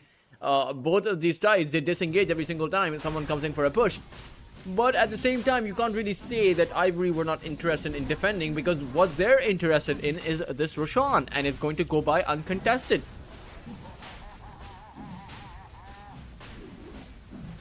Ages to go in the hands of the Terrorblade. Surprisingly, they didn't give it to the Storm or even the Beastmaster. I mean, Storm wasn't in position, but it is interesting. KNP did get grabbed up.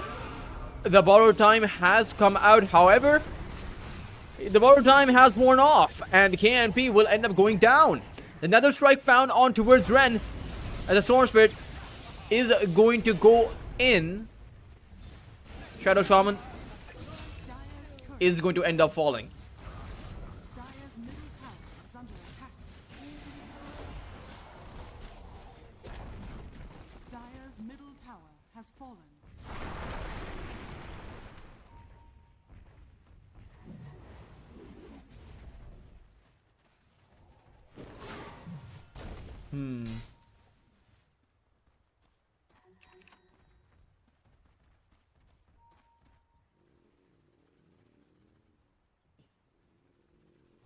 Dire's bottom tower is under Tier 1 tower also falling, as Ivory finally building up to a massive advantage. They have the Dragon Lance, and you have to remember, once you get to the Skadi, it's going to be hard against the TB, despite of having these two carries. Rapido going for the teleport away is probably not going to happen. Will end up getting taken out.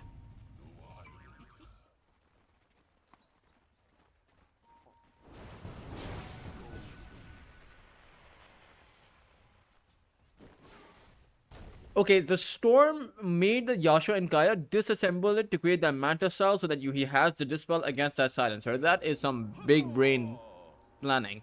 That is that is actually pretty impressive. That Ken thought that all the way through. And, I mean, he's made it work. He'll have the Sanj and Kaya as well as the Manta style.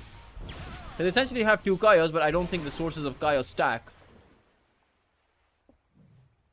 The movement speed bonuses, that is.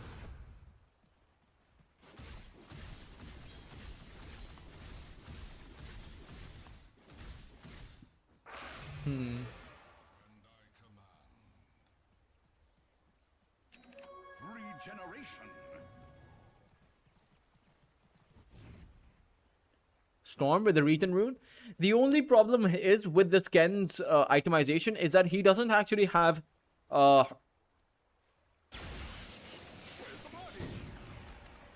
he doesn't have the solo kill potential that he would ideally want against those squishy supports, the Shaman, the Silencer. So he can't take any of them down. This is more of a utility build on the Storm Spirit. Radiant's middle tower is under attack.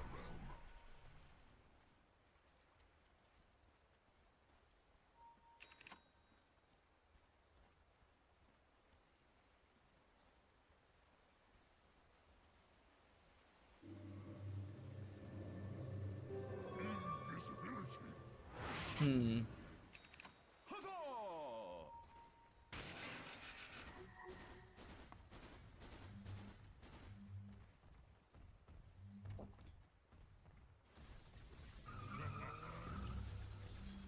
Radiant are scanning. Storm Spirit, they're looking for the entry. It's actually, only 1 minute left on that Aegis, but the Observer Ward planted down by Cartesnsz does give them the vision for Mama and Gaia to go on in. Rapido is being tossed back. The pipe comes out though.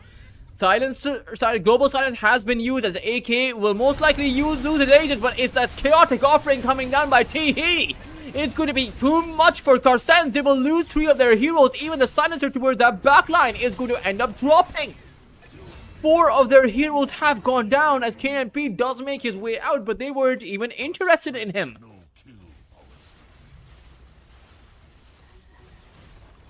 Dire's middle tower is under attack.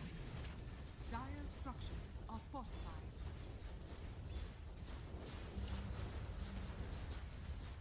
Dire's middle tower is under attack.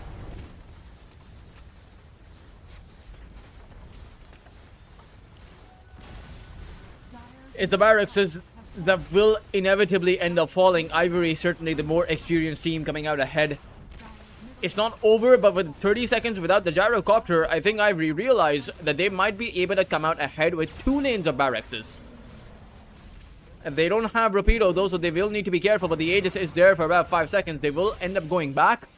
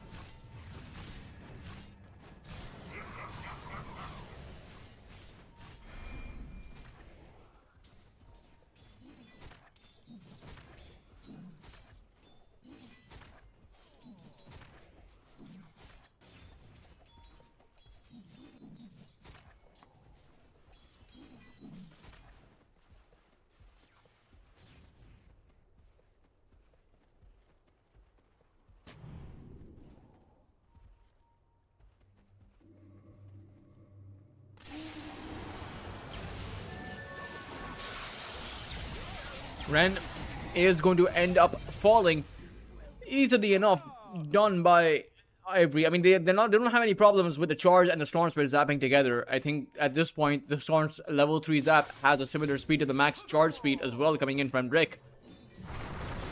Speaking of Rick, it does seem like he got a bit too greedy there. Can he actually zapped in? He will be able to disjoint it, and it's a chaotic offering. Scotty is there for the Terrorblade, which means that Cartesnsz have to get back. Axes will catch out the silencer, but no one else really. ST, he did, or rather Drake bought back into that. Now they'll be able to find the tower. They need a creep wave though. Where is the creep wave? Is actually really far away. Okay, no, it's actually coming in. They will go back because they can't go at the tier 3s without being able to.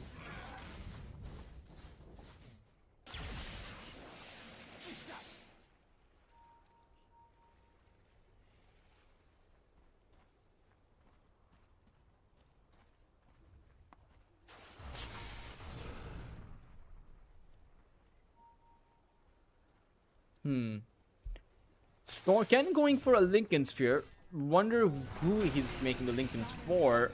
I suppose it's just the Hex or the Shackle, either one, whichever one gets used first. Just to be able to absorb that spell, I suppose, and then zap away.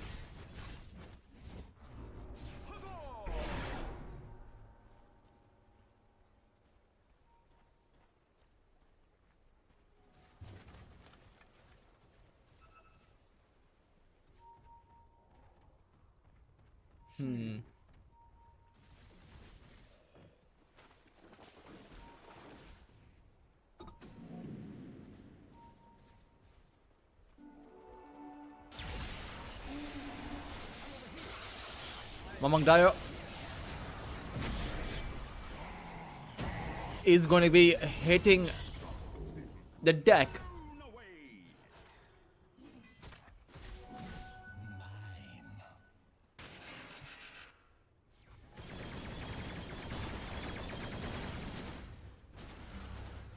Radiant structures are fortified.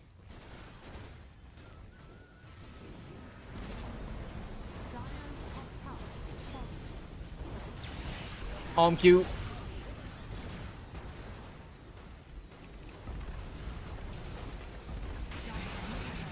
It's difficult to fight against a TB, as I'm sure they realize this. KNP may be playing kind of carry build, but he has fallen off way too far behind.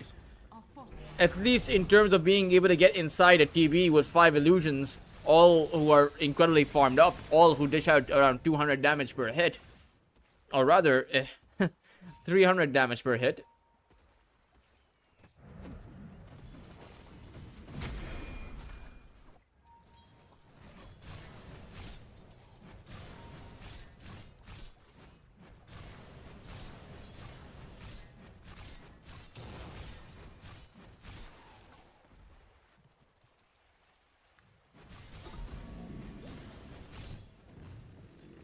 Q is farmed up. Daedalus, Satanic, so much at the ready for the gyrocopter. But at the same time, they're finding it difficult to actually close the gap between them and the TB. That's the positioning disadvantage they have because of the naturally high attack range of the Terrorblade. He doesn't need the Satanic. Well, I mean, ideally he would like to have that Satanic.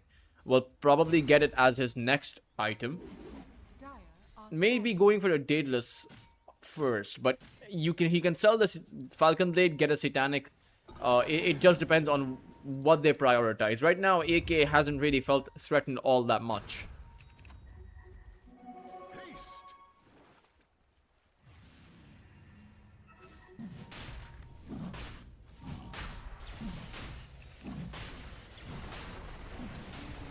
Storm Spirit, he got grabbed up. Mantisal to dodge out any potential spells, but he is being stunned up here. He will still be able to find the zaps, though KMP's borrow time is going to wear off, but it's actually Q who cannot fight back. Despite that Satanic, he wasn't even able to use it. Ken will just zap around, buying information, buying time for the rest of Ivory to move on in. And they are on their lost legs. Gyrocopter does have a buyback, but they might end up losing one lane of barracks anyway. As they find a toss on towards the Spirit Breaker, but their barracks are taking quite the damage. Dire's bottom barracks are under attack. And they'll actually end up falling here. Dire's bottom barracks is falling. Tiny with the toss back, but instantly Mamang Daya just ends up melting. Buyback does come out though, as the Storm Ken just zapping around. Shackle found on the Storm, but really no follow-up available. KNP does make his way there, but it's just not happening. Ken will be able to just zap away. KNP is trying to chase after him, and Ken has no more mana. Ren is also here. Drake needs to come over to support their Storm. Ken nicely there's no way he gets to teleport. He actually does. You blew it. He made it out of that position. Oh man, I thought he was a gunner. But Ren had the blink dagger. It was probably on cooldown, which is why he didn't blink up there. But oh man, I did not expect Ken to be able to make it out of that position. No buyback available for anyone in this game, but for the Gyrocopter, it's a special circumstance. He is on a dieback, or rather a buyback cooldown. KMP is dead. He is too far out of his base, and I have a feeling his team will need to come in to protect him. He will be able to blink back. I suppose it didn't chase because Roshan is up for grabs. It will be a one last team fight for Cartesnsz if they try to contest this and lose. 40 seconds before Roshan starts making his way towards the other side of the map.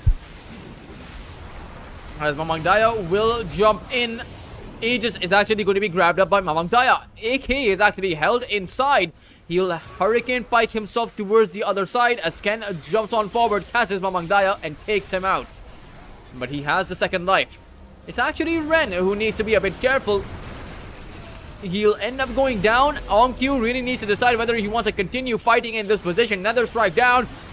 Chaotic offering to come down. Satanic is not going to be enough.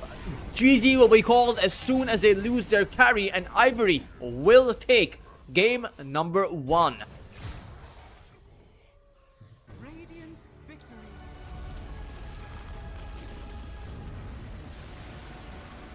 oh man, what a series for Ivory to win against two carries on the other side. Certainly very impressive. Cartesnsz need to mount up a comeback and take it to a game number 3 if they want to find their second series win. But we are, tight on schedule, guys. We'll be heading for a short break before we resume with Lunar Snake Trophy Season 5. Right after that break, do stay tuned in, as Ivory, you don't get to see them play every day, but every time they do, they play some fantastic Dota.